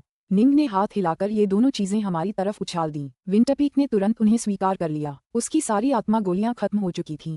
उसे अभी इसी की जरूरत थी। विंटरपीक ने वस्तुओं को देखा, फिर नाक भान सिकोड़ी। निंग जानता था कि यह व्यक्ति अपनी आत्मा की जांच और फिर अपना सबसे शक्तिशाली खजाना सौंपने के लिए मजबूर होने के बाद काफी निराश महसूस कर रहा होगा। इसलिए निंग ने उसके रवैये पर कोई आपत्ति नहीं जताई, बल्कि एक प्रकाश की किरण में तब्दील होकर वहां से चला गया। सच्चे अमर विंटरपीक की यादों से पता चलता है कि पेंजिया में पदानुक्रमिक स्तरीकरण बेहद सख्त है। निंग एक बादल के ऊपर उड़ता हुआ आगे बढ़ा और मन ही मन सोचने लगा। सच्चे देवता और सच्चे अमर सभी आमतौर पर प्रोटोकॉस्मिक आत्मिक खजानों का उपयोग करते हैं, लेकिन केवल विंटरपीक जैसे प्रथम श्रेणी के सच्चे अमर ही प्रोटोकॉस्मिक खजानों के पूरे सेट, जैसे कि ये 99 तारे, का उपयोग कर सकते हैं। सबसे महत्वपूर्ण बात यह है कि पेंजिया में वास्तव में उच्च श्रेणी के खजाने पैदा करने के तरीके भी मौजूद हैं। निंग ने आश्चर्य से आह भरी। सच कहें तो प्रोटोकॉस्मिक स्पिरिट ट्रेजर की शक्ति को उन्नत करना वाकई बहुत आसान था। तरीका था खजाने में और मोहरें जोड़ना। उदाहरण के लिए उनके अपने gold star beads of the heavens में 9 अराजकता मोहरें समाहित थीं। यह आत्मिक खजानों को मजबूत करने की एक विधि थी, लेकिन निश्चित रूप से आपको आवश्यक मोहरों को बांधने और उनमें समाहित करने में सक्षम होना चाहिए था। या एक और उदाहरण के लिए ताओवादी 3 पवित्रताओं ने कुल 7 मोहरों का उपयोग करके अपनी अमरवद तलवारों के तलवार आरेख तैयार किए थे। मोहरें जितनी गहरी होती उतनी ही शक्तिशाली होती। चमकते आकाश सितारों के इस समूह में भी सीलें थीं और उनकी शक्ति असाधारण थी। हालांकि खजानों का ये सेट मेरे लिए उपयुक्त नहीं है, निंग ने धीरे से खुद से कहा। फिर भी मेरे पास जितने ज्यादा खजाने होंगे, मेरा पक्ष उतना ही मजबूत होगा। मुझे इन सच्चे देवताओं और सच्चे अमरों के पास मौजूद सभी प्रोटोकॉस्मिक आत्मिक खजानों को छीनना होगा। तीनों लोकों में केवल कुछ ही महाशक्तियों के पास अराजकता के खजानों तक पहुंच थी, और उनमें से अधिकांश युद्ध के लिए नहीं थे। इस प्रकार महाशक्तियों का विशाल बहुमत अभी भी युद्ध में प्रोटोकॉस्मिक आत्मिक खजानों का उपयोग करता था। स्वर्ग के स्वर्ण सितारा मनकों जैसे खजानों का वास्तव में अधिकांश महाशक्तियों के लिए कोई उपयोग नहीं था। निंग के लिए निश्चित रूप से ये मनके उसके शक्तिशाली हृदय बल के कारण काफी उपयुक्त थे। हालांकि दूसरों के लिए चमकते आकाश सितारों जैसे खजानों का मूल्य अधिक था और उनमें निहित मोहरें कई महाशक्तियों को प्रसन्न करती थीं। मैं इसे मानव जाति के राजाओं को अन्य खजानों के बदले बेच सकता हूँ, निंग ने सोचा। जब मुझे कुछ और खजाने मिल जाएंगे तो मैं जाकर व्यापार करूंगा। मानव जाति के सम्राटों, ताओवादी मार्ग और बौद्ध संघ सभी के पास विशाल खजाने थे। अगर वह अपने खजाने के साथ जाता तो वह उन खजानों को जिनकी उसे जरूरत नहीं थी उन खजानों से बदल सकता था जिनकी उसे जरूरत थी। लेकिन जाहिर है उनका मूल्य बराबर होना चाहिए था। अब जब तूफान थम गया था, नुवा गठबंधन के सभी मुख्यालयों ने उन खजानों में अपनी जरूरत की कई चीजें रख ली थीं, जिनमें कई कीमती सामग्रियां, अराजकता के तत्व, अमर गोलियां और दूसरी चीजें शामिल थीं। इस तरह उनके गठबंधन के सदस्य अपनी जरूरत की चीजों का व्यापार कर सकते थे, जिससे पूरा गठबंधन और भी शक्तिशाली हो गया। मैं एक सच्चे अमर के खिलाफ सफल रहा।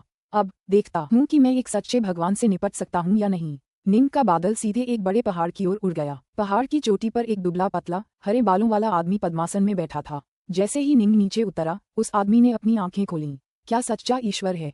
निंग की सांस फूल गई। पेंजिया अराजकता राज्य के सच्चे ईश्वर तीनों लोगों के सच्चे ईश्वरों के बराबर थे। ओवसिया, हरे बालों वाले आदमी की आंखें बाज जैसी तेज थीं, वह निंग को ध्यान से देख रहा था। पेंजिया को क्या हुआ? उन्होंने तुम्हें क्यों भेजा है? पेंजिया का अराजकता साम्राज्य पहले ही नष्ट हो चुका है। निंग पहाड़ की चोटी पर खड़ा होकर बोल रहा था। अब पूरे कारागार जगत पर मेरा नियंत्रण है। तुम्हारे सामने दो विकल्प हैं।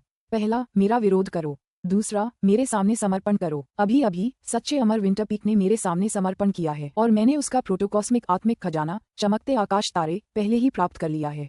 निंग ने 99 गहरे नीले रंग के 8 भुजाओं वाले तारे दिखाए जो उसके हाथों के ऊपर मंडरा रहे थे। हरे बालों वाले आदमी ने आंखें से खोल लीं। विंटरपीक, वो बेकार चीज जो उसने तुम्हें सौंप दी थी, क्या तुम? निंग ने शांति से उसकी ओर देखा। पुस्तक 19, अध्याय 41, तलवार में प्रारंभिक सफलताएं। हरे बालों वाले आदमी ने एक गहरी सांस ली, फिर आंखें बंद कर लीं। वह पहाड़ की चोटी पर यूं ही बैठा रहा, बिल्कुल भी नहीं हिला, मानो उसे जी निंग पर ध्यान देने की जरा भी जहमत नहीं हो रही हो। अगर ऐसा है तो मेरे पास हमला करने के अलावा कोई चारा नहीं है। निंग ने अपना सिर हिलाया, फिर हाथ हिलाया। तलवार की रोशनी की एक लकीर तुरंत आसमान में फैल गई और पीछे एक स्थायी निशान छोड़ गई।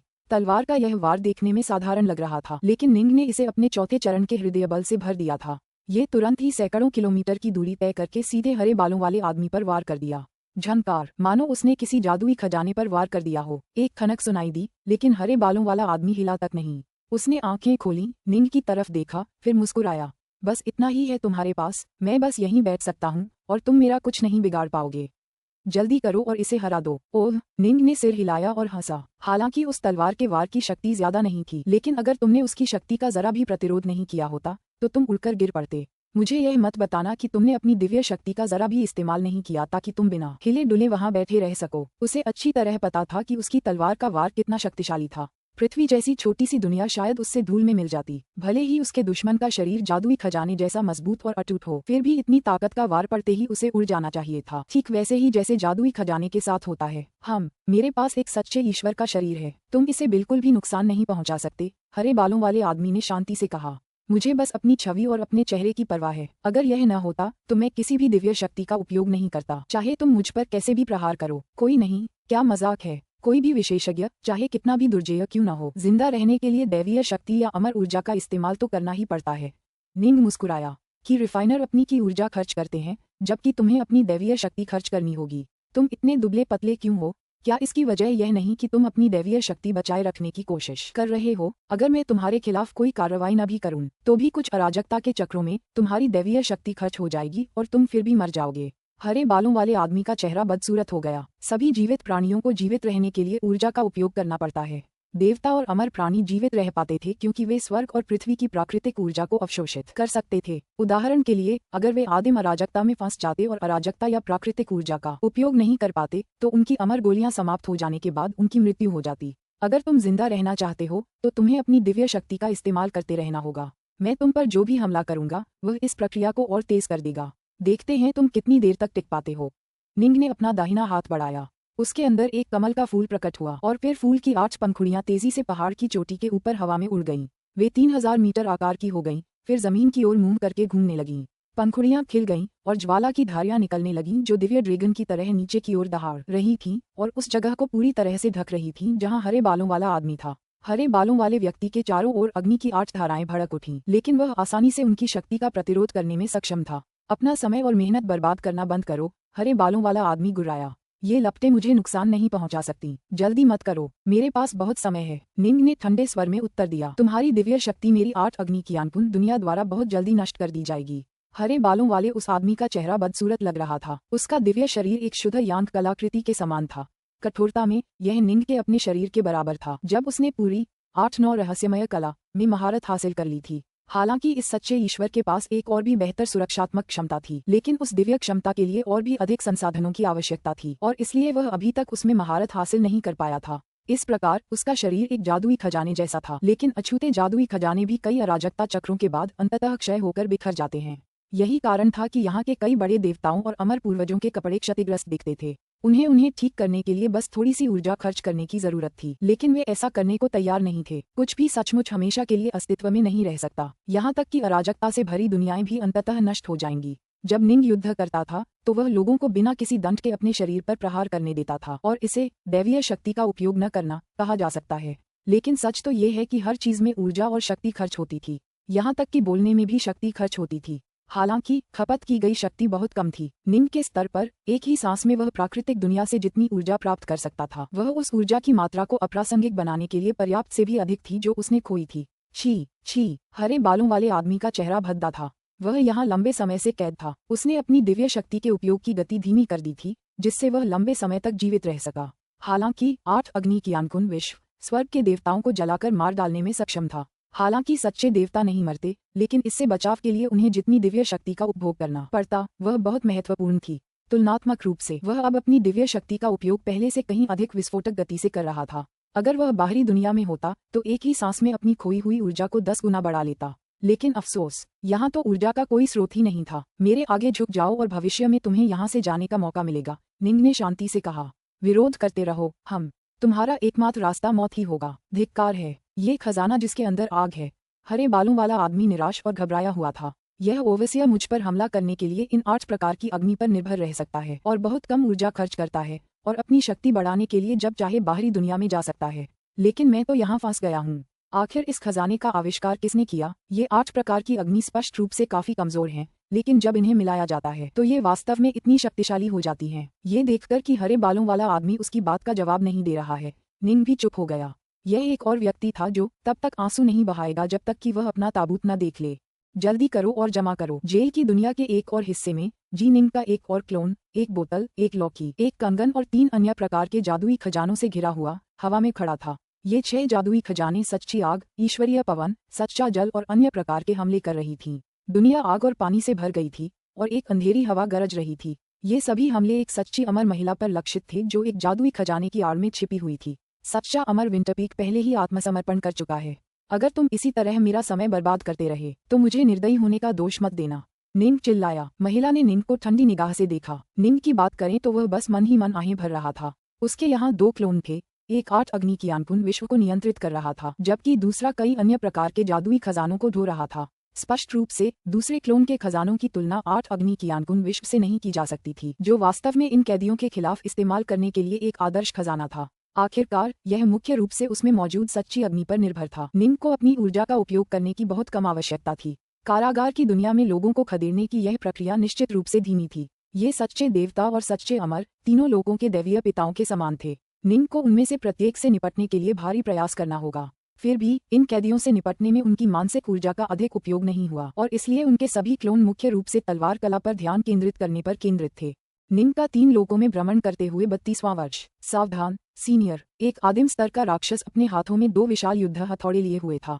वह एक जंगली इलाके से गुजरते हुए निंग की ओर बढ़ रहा था। उसके चारों ओर के सारे पेड़ उसकी ताकत से धराशायी होकर गिर पड़े। दरअसल कुछ तो तुरंत धूल में मिल गए। सफेद वस्त्रधारी युवक निंग अपने हाथों में 2 तलवारें लिए हुए था और जिफू स्तर के राक्षस देवता की गति से आगे बढ़ रहा था। उसकी तलवार की रोशनी एक काले छेद की तरह थी जो एक हथौड़े को एक तरफ खींच रही थी, और फिर एक और चमक के साथ तलवार की रोशनी राक्षस देवता की ओर वार कर गई। झनकार, एक वारहैमर समय पर रोकने में सक्षम था। ये तो बहुत करीब था। दैत्य बुरी तरह डर गया। ये सीनियर साफ तौर पर ज्यादा ताकत का इस्तेमाल नहीं कर रहा है और उसके वार कमजोर लग रहे हैं। लेकिन अभी जो तलवार इतनी तेज क्यों थी? मैं समय रहते उसे रोक ही नहीं पाया था। निंग ने फिर भी भौहें चढ़ाईं। फिर उसने फेंट गॉड के खिलाफ लड़ाई जारी रखी। हर बार वह एक बार फिर से उस वार को शुरू कर देता। निंग का छुरा वार तलवार के दाव की सामान्य महारत में निहित रहस्यों से कहीं आगे निकल गया था। यह एक ऐसी तलवार कला थी जिसमें 5 खजानों की तलवार कला के कुछ रहस्य समाहित थे, जो स्वयं स्वर्गीय दाव से भी बढ़कर थी। जिफू स्तर की शक्ति का उपयोग करते हुए भी छुरा वार की शक्ति आदि स्तर के दानव देवता को बेचैन और घबरा देने के लिए पर्याप्त थी। अंततः एक भयानक तेज तलवार इतनी तेजी से चली कि वह सीधे राक्षस के माथे में जा लगी। भयावह रूप से तीव्र गति अपने साथ एक चौंकाने वाली भेदन शक्ति भी लेकर आए। ठीक है, यही तो एहसास है। निंग ने हल्की सी मुस्कान बिखेरी। वरिष्ठ आदिम स्तर का राक्षस पूरी तरह से स्तब्ध रह गया। ये कनिष्ठ स्वीकार करता है कि वह बहुत हीन है। वरिष्ठ, आपकी तलवारबाजी तो अकल्पनीय है। इस कनिष्ठ ने तो पहले कभी इतनी शक्तिशाली तलवारबाजी के बारे में सुना भी नहीं है। जारी रखें, निंग ने निर्देश दिया। Slash slash slash. बेचारा शैतान, उसे बार बार काटा गया और चाकू मारा गया। ये तलवारबाजी पांचों मुद्राओं में से सबसे सरल लगती है, लेकिन ये सबसे तेज और सबसे सीधी तलवारबाजी है। ये दूसरी मुद्रा है जो आकार लेती है। निंग ने सिर हिलाया। ये तलवारबाजी मुझे ब्लड ड्रॉप के नाम से जाना जाए। रक्त बूंद मुद्रा, पांचों में से सबसे तेज, सबसे क्रूर, सबसे भेदक तलवार मुद्रा। निंग की तलवारबाजी की ट्रेनिंग का 36वां साल। एक छोटी सी दुनिया में। जाओ जाओ जाओ। एक बैंगनी वस्त्रधारी युवती दूर से नीले और बैंगनी रंग की उल्टी तलवारों के एक जोड़े को नियंत्रित कर रही थी और उन्हें प्रकाश की धारियों के रूप में निंग की ओर भेज रही थी। धमाका धमाका। निंग के दोनों हाथों में 2 तलवारें थीं। ये दोनों तलवारें बेहद भारी थीं। जब निंग ने इन्हें चलाया तो उसे ऐसा लगा जैसे वह हथौड़े या गदा से वार कर रहा हो। जब उसकी दोनों तलवारें उल्टी हुई तलवारों से टकराईं तो 2 गहरी गड़गड़ाहट की आवाजें सुनाई दीं और उसने उल्टी हुई तलवारों को पीछे धकेलकर दूर फेंक दिया। ये कैसे हो सकता है? ये सीनियर साफ तौर पर उतना ताकतवर नहीं है। उसकी शक्ति बस जिफू के स्तर की है। मैं एक आदिम दाववादी हूँ। वह मेरी उल्टी तलवारों को अपनी कच्ची ताकत से कैसे तोड़ सकता है? बैंगनी वस्त्रधारी युवती पूरी तरह से स्तब्ध रह गई। आखिरकार इस तीसरी तलवार ने भी आकार ले लिया है। निंग मुस्कुराया। ये तलवार मुद्रा मेरी 5 मुद्राओं में से स्वर्गभंजक मुद्रा होगी। सभी जादुई खजानों का वजन बदल सकता है, यहाँ तक कि सबसे साधारण नश्वर या पृथ्वी श्रेणी के खजाने भी कुछ मुहरों के इस्तेमाल से 10,000 किलोग्राम वजन में बदल सकते हैं या पंख जितने हल्के हो सकते हैं। जहाँ तक स्वर्ग के गोल्ड स्टार मोतियों जैसे प्रोटोकॉस्मिक आत्मिक खजानों की बात है, वे एक छोटे तारे जितने भारी या एक बुलबुले जितने हल्के हो सकते हैं। बेशक अगर जी निंग ने 3600 मोतियों का वजन एक छोटे तारे जितना कर दिया होता तो भी वह उन्हें नियंत्रित नहीं कर पाता। इसलिए जो वजन सही बैठता वही सर्वोत्तम वजन होता। स्वर्गभंजक मुद्रा में तलवार को भारी बनाने के लिए उसे बदलना और फिर उस वजन से वार करना शामिल था। अगर तलवार बहुत ज्यादा भारी होती तो वह बहुत धीमी हो जाती, लेकिन अगर तलवार बहुत हल्की होती तो उसकी गति की सीमाएं होती। सबसे तेज गति तक पहुंचने के लिए किसी विशेष साधक के लिए उसकी वास्तविक शक्ति के आधार पर सही वजन ढूंढना जरूरी था। स्वर्गभंजक मुद्रा बहुत तेज थी, लेकिन उसमें जबरदस्त शक्ति भी थी। वह स्वर्ग और पृथ्वी को विभाजित करने में सक्षम थी। निंग का तलवार चलाने का 43वां वर्ष। फुफ फुफ फुफ। अनगिनत दिव्य सुइयां, कुल मिलाकर 10,000 से भी ज्यादा, निंग को पूरी तरह से घेर चुकी थीं। निंग अपने हाथों में 2 जुड़वां तलवारें पकड़े हुए था। तलवार की रोशनी की 2 धारियां चमक उठीं। देखते ही देखते पानी के 2 भंवर, जो बिल्कुल विपरीत दिशाओं में घूम रहे थे, हवा में प्रकट हो गए। जब 10,000 से ज्यादा सुइयां टकराईं तो वे विपरीत दिशाओं में घूम रहे पानी के इन 2 पर्दों से पूरी तरह अवरुद्ध हो गईं। इस मुद्रा को यिन यान कहा जाएगा। निंग ने सिर हिलाया। यिन यान मुद्रा एक रक्षात्मक तलवार मुद्रा जिसका उपयोग अनगिनत एक साथ हमलों का सामना करते समय किया जाता है। निंग का तलवार चलाने का 50वां वर्ष। इस सीनियर को क्या हो गया है? इसकी ताकत और गति दोनों ही काफी कम है, बस जिफू के स्तर की, लेकिन फिर भी ये हम 13 भाइयों से एक साथ लड़ने में सक्षम है। वह सचमुच अजीब है, लेकिन वह काफी दुर्जेय है। नजदीकी या दूर से होने वाली लड़ाई में हम उसे नुकसान पहुंचाने में पूरी तरह असमर्थ हैं। 13 आदिम दिरे मॉन्स्टर्स ने निंग के विरुद्ध सेना में शामिल हो गए थे। उनमें से प्रत्येक फेंट गॉड बॉडी रिफाइनर थे। निंग के हाथों में अभी भी वे दोनों तलवारें थीं। कभी कभी तलवारें काले गड्ढों में बदल जाती, कभी कभी वे पानी के भंवरों में बदल जाती जो उसे घेर लेते। सभी हमले रोक दिए गए और साथ ही वह अपने सबसे नजदीकी 3 आदिम स्तर के डायर मॉन्स्टर्स से युद्ध करता रहा। ये हमला पूरे 1 दिन और 2 रातों तक चला। अभी भी पूरी तरह से वहां नहीं, ऐसी बात नहीं है। निंग को यह एहसास हो गया था कि वह महत्वपूर्ण घटक के करीब पहुंच चुका है, इसलिए वह रुका नहीं।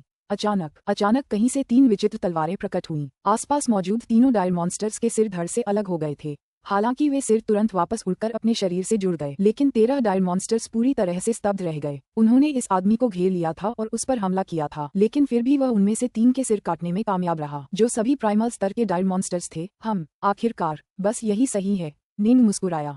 ये तलवारबाजी, इसे शैडोलेस कहो, छाया रहित मुद्रा, सबसे अजीब मुद्रा और बहुत तेज। इसकी गति रक्त बूंद मुद्रा के बाद दूसरे स्थान पर थी और यह बाकी तीनों की गति से पूरी तरह आगे निकल गई।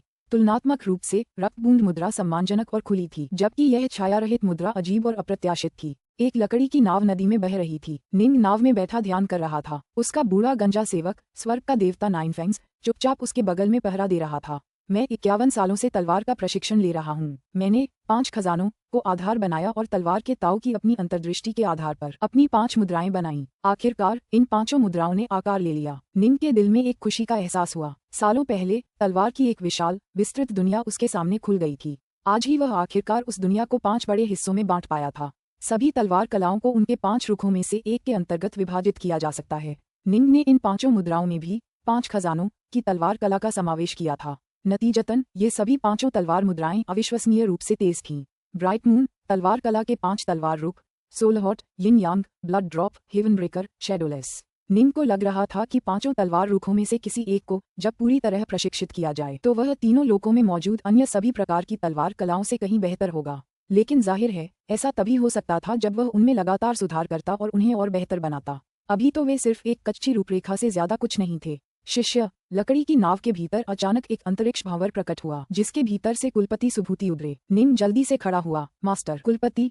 स्वर्ग के देवता नाइनफेंग्स भी चौंक गए और उन्होंने तुरंत सम्मान के साथ सिर झुकाया। पुस्तक 19, अध्याय 42, महान युग का मानव संसार। तुम सफल हुए। सुभूति जी निंग के सामने पद्मासन में बैठ गए। बैठो। निंग भी कमल मुद्रा में बैठ गया। सिर हिलाते हुए उसने कहा, फिर भी अभी तो ये सिर्फ एक रूपरेखा है। इस तलवार कला का नाम क्या है? सुभूति ने पूछा। ब्राइट मून, तलवार कला, निंग ने उत्तर दिया। सुभूति ने सिर हिलाया। आपने जो तलवार कला बनाई है वह बुरी नहीं है। इसमें एक खासियत है, मानो इसके इर्द गिर्द एक स्कूल की स्थापना की जा सकती है। हालांकि यह अभी भी काफी नई और युवा है, लेकिन भविष्य में इसकी संभावनाएं असीम हैं। हाँ, इस तलवार कला को बनाने के लिए आपने जिस तरीके का इस्तेमाल किया वह काफी मनोरंजक था। आपने जिफू शिष्यों, वानजियांग सिद्धों और आदिम ताओवादियों के खिलाफ युद्ध करने की अपनी शक्ति को वास्तव में दबा दिया और आप वास्तव में तलवार कलाओं का एक समूह विकसित करने में सफल रहे। आपसे पहले हम केवल त्रिलोकों की प्रमुख शक्तियों को ही युवा साधकों को युद्ध के माध्यम से कभी कभार मार्गदर्शन करते हुए देखते थे। ऐसा कोई भी व्यक्ति नहीं हुआ जिसने वास्तव में उनके खिलाफ ईमानदारी से युद्ध किया हो और इस प्रकार एक अद्वितीय तलवार कला विकसित की हो। निंग ने कहा, मैं थोड़ा शर्मिंदा हूँ। मैंने वास्तव में इस बारे में ध्यान से सोचा था। कमजोर साधकों की तलवारें धीमी और कमजोर होती हैं। जब आपने उनसे युद्ध करने के लिए खुद को और भी कमजोर बनाने के लिए खुद को दबाया तो आपको अपनी तलवारबाजी को बेहतर बनाने के तरीकों पर लगातार विचार करने के लिए मजबूर होना पड़ा, क्योंकि शक्ति और गति में अंतर था। सुभूति ने सिर हिलाया। हालांकि अंततः आप केवल कमजोरों से युद्ध करके महान कार्य नहीं कर पाएंगे। आपके भविष्य के प्रतिद्वंद्वी उनके जितने कमजोर नहीं होंगे। निंग ने कहा, आपका शिष्य समझ गया। मैंने तो बस अपनी तलवारबाजी की एक मोटी मोटी रूपरेखा बनाने के लिए उनसे मुकाबला किया था। जब दो विशेषज्ञ प्रतिस्पर्धा करते थे तो दोनों पक्षों के लिए अपनी ताकत और कमजोरियों को समझना आसान होता था। निंग ने अपनी तलवारबाजी की तलाश में तलवारबाजी, हृदयबाजी, अमर ऊर्जा और शक्ति के सभी अन्य स्रोतों को त्याग दिया था। अब जब तलवारबाजी की मोटी मोटी रूपरेखा तैयार हो गई थी तो भविष्य में वह सच्चे विशेषज्ञों से मुकाबला करेगा। इसी तरह वह अपनी तलवारबाजी में निपुणता हासिल करेगा। हाँ, मुझे कहना पड़ेगा, तुम बहुत धैर्यवान थे। सुभूति ने सिर हिलाया। यह अच्छी बात है कि तुम इस सिद्धांत को समझ गए। मैं आज यहाँ फूक्सी की वजह से आया हूँ। निंग को तुरंत खुशी का एहसास हुआ। फूशी, जब उसने वो 7 शक्तिशाली तकनीकें बताई थीं तो फूशी ने उसके लिए एक खास संरचना बनाने का वादा किया था। हालांकि उसने कहा था कि ये 10 सालों के अंदर पूरा हो जाएगा। तुम इस समय तलवार का ध्यान कर रहे थे, इसलिए मैं तुम्हें विचलित नहीं करना चाहता था। सुभूति ने एक बांस का स्क्रॉल निकाला। ये तुम्हारे लिए ही बनाया गया है। यह एक ऐसी संरचना है जो तुम्हारे लिए बहुत उपयुक्त है। इसका ध्यानपूर्वक अध्ययन करो। हाँ, निंग ने श्रद्धापूर्वक स्क्रॉल स्वीकार किया, फिर अपनी इंद्रियां उसमें डाल दी। संरचना से जुड़ी सारी जानकारी तेजी से उसके दिमाग में पहुंच गई। यह एक ऐसी संरचना थी जो स्वर्गीय दंडक संरचना से कहीं अधिक जटिल और गहन थी। यह मृत विदेशी आक्रमणकारी राहु के दिव्य शरीर के कुछ रहस्यों पर आधारित थी। इस संरचना के क्रियान्वयन से राहु शरीर का निर्माण संभव हो सका। इसलिए इस संरचना को राहु संरचना के रूप में जाना गया। राहु संरचना के कुल 3 स्तर थे। पहले स्तर पर 6000 दिव्य अमर और 360,000 मुक्त अमर को नियंत्रित किया जा सकता था। ये स्तर ही पूर्ण स्वर्गीय दंडक के बराबर था। इसे धारण करने वाला बमुश्किल ही दावफादर के स्तर तक पहुंच पाता। दूसरे स्तर पर राहु को 30,000 दिव्य अमर और 2.1 मिलियन मुक्त अमर का नियंत्रण प्राप्त था। इस स्तर पर राहु की शक्ति और दिव्य शरीर एक वास्तविक सच्चे देवता या पिता के समान होगा। तीसरे स्तर पर 90,000 दिव्य अमर और 80 लाख मुक्त अमर का नेतृत्व किया जा सकता था। इस स्तर पर राहु वास्तव में अधिकांश सच्चे देवताओं और दावफादरों से थोड़ा अधिक शक्तिशाली होता, लेकिन निश्चित रूप से निंग की दाव के बारे में समझ सच्चे देवताओं और दावफादरों से कम थी। इसलिए यदि निंग कमान संभालता तो संरचना की ताकत दाव में निंग की कमजोरियों का प्रतिकार करती, और बदले में इसका मतलब था कि निंग बिना किसी नुकसान के वास्तविक सच्चे देवताओं और दावफादरों से युद्ध कर सकेगा। लेकिन निश्चित रूप से ये तभी संभव था जब वह 90,000 दिव्य अमर और 8 मिलियन मुक्त अमर की शक्ति को नियंत्रित कर सके। यह अविश्वसनीय रूप से कठिन था, पूर्ण स्वर्गीय दंडक को नियंत्रित करने से भी 100 गुना ज्यादा कठिन। सच्चे देवताओं और देवपिताओं में भी बहुत कम लोग इसमें सफल हो पाते थे। इतने सारे लूज इमॉर्टल्स और सेलेस्टियल इमॉर्टल्स। निंग थोड़ा हक्का बक्का रह गया। मैं इतने सारे लोगों को कैसे कमांड कर सकता हूँ? धीरे चलो, सुभूति ने सलाह दी। ठीक है, इस समय तुम्हारे पास इतने सारे अमर और दिव्य अमर भी नहीं हैं। निंग ने सिर हिलाया। जैसे ही फूशी ने तुम्हारे लिए ये संरचना विकसित की, उसने तुम्हारे अधीन एक अमर सेना की भी व्यवस्था की। सुभूति ने कहा, तुम महान युग के मानवलोक में जाकर दावफादर हस्बियर से बात कर सकते हो। फूशी ने दाऊफादर हस्बियर को पहले ही सूचित कर दिया है, अगर तुम उनसे मिलोगे तो तुम्हें 90,000 दिव्य अमर और 80 लाख मुक्त अमर की एक अमर सेना दी जाएगी। निंग हैरान और खुश थी।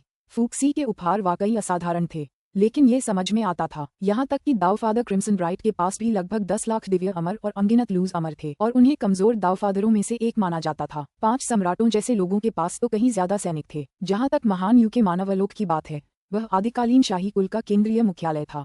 महान यू को जिया यू के नाम से भी जाना जाता था। वह जिया कुल का संस्थापक और पूर्वज था, जिसे मानव जाति का शाही कुल भी कहा जाता है। इस प्रकार उसकी दुनिया ही वह स्थान थी जहाँ आदिकालीन शाही कुल स्थित था। ये दुनिया, महान यू का मानवलोक, मूलतः आदिकालीन शाही कुल का एक विशाल सैन्य अड्डा था और इसलिए इसमें अपार शक्ति थी। आदिकालीन शाही कबीले के लिए फूक्सी द्वारा निंग को इस आकार की सेना देना 9 बैलों के एक जोड़े से एक बाल का कतरा देने के समान था। ठीक है, तुम अब भी सीमलेस गेट के खिलाफ कार्रवाई करना चाहते हो, है ना? सुभूति ने निंग की ओर देखा। तुमने इतने समय से कुछ क्यों नहीं किया? पिछली बार जब मैंने उन पर घात लगाया था, उसके बाद सीमलेस गेट बहुत सावधान हो गया था। जब मैं 3 लोकों में घूम रहा था, तब वे कोर्सेंस के जरिए मुझ पर लगातार नजर रख रहे थे। अगर मैंने दोबारा उन पर घात लगाने की कोशिश भी की, तो मेरे लिए कामयाब होना मुश्किल होगा, निंग ने कहा। बेशक निंग उन पर फिर से हमला करना चाहता था। सच तो ये था कि वह बहुत अधीर हो रहा था, लेकिन वह जानता था कि अधीरता से उसे कोई फायदा नहीं होगा। अगर उसने एक भी गलती की, तो उसे भारी कीमत चुकानी पड़ेगी। सुभूति ने सिर हिलाया। लगता है तुम अभी भी शांत हो। अच्छा, धीरे धीरे करो। सीमलेस गेट को तुम्हारे आगे झुकने पर मजबूर करना आसान काम नहीं होगा।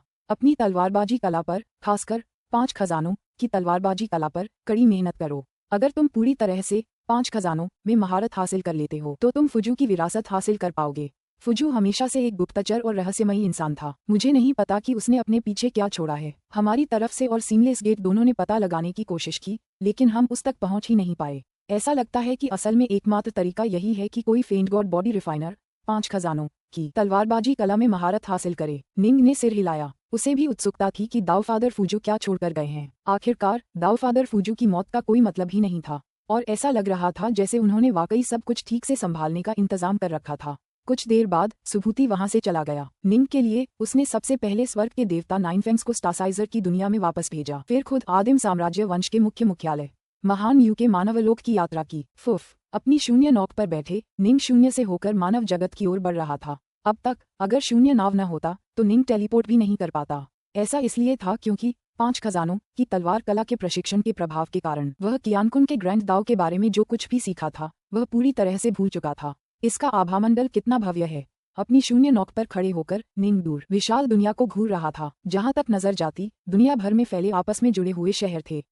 कुछ शहर तो हवा में तैर रहे थे। सभी शहर भारी मात्रा में प्राकृतिक ऊर्जा खींच रहे थे, इतनी की नंगी आंखों से हर शहर के चारों ओर ऊर्जा का एक भंवर घूमता हुआ देखा जा सकता था। जाहिर है उन शहरों में अमर प्राणियों की संख्या बहुत ज्यादा थी, जिसके परिणामस्वरूप ऊर्जा का एक तूफान उठता था, जो इस बात का प्रमाण था कि यहाँ प्राकृतिक ऊर्जा की खपत कितनी ज्यादा होती है। आदिकालीन युग समाप्त होने के बाद आदिकालीन शाही कबीला इस स्थान पर आ गया। अब जब तूफान आ गया है तो यह एक विशाल सैन्य शिविर बन गया है। निंग ने भावुक होकर आह भरी। तो ये साथी ताओवादी डाकनॉर्थ है। दूर से एक आकृति अचानक टेलीपोर्टेशन के जरिए प्रकट हुई, फिर निंग की दिशा में उड़ी। यह एक हट्टा कट्टा फर पहने आदमी था जिसकी छाती नंगी थी। आदिकालीन शाही कुल का यह विशेषज्ञ बचपन से ही जानवरों के फर पहनने का आदी हो गया था और इसलिए देवता बनने के बाद भी वह इसी तरह कपड़े पहनता रहा। एम्पायरियन गॉड फुकू, निंग ने उसे पुकारा। यह आदिम शाही कुल का मुख्यालय था। यहाँ उसकी कोई भी जल्दबाजी करने की हिम्मत नहीं थी। यहाँ प्रकट होने के बाद निंग किसी के स्वागत का इंतजार कर रहा था। जब भी कोई इस दुनिया में प्रवेश करता, आदिम शाही कुल को तुरंत पता चल जाता। मुझे दाऊफादर हस्बियर का आदेश मिल चुका है। साथ ही दाऊवादी डाकनॉर्थ, आओ चलो दाऊफादर हस्बियर से मिलते हैं, स्वर्ग के देवता फुकू ने कहा।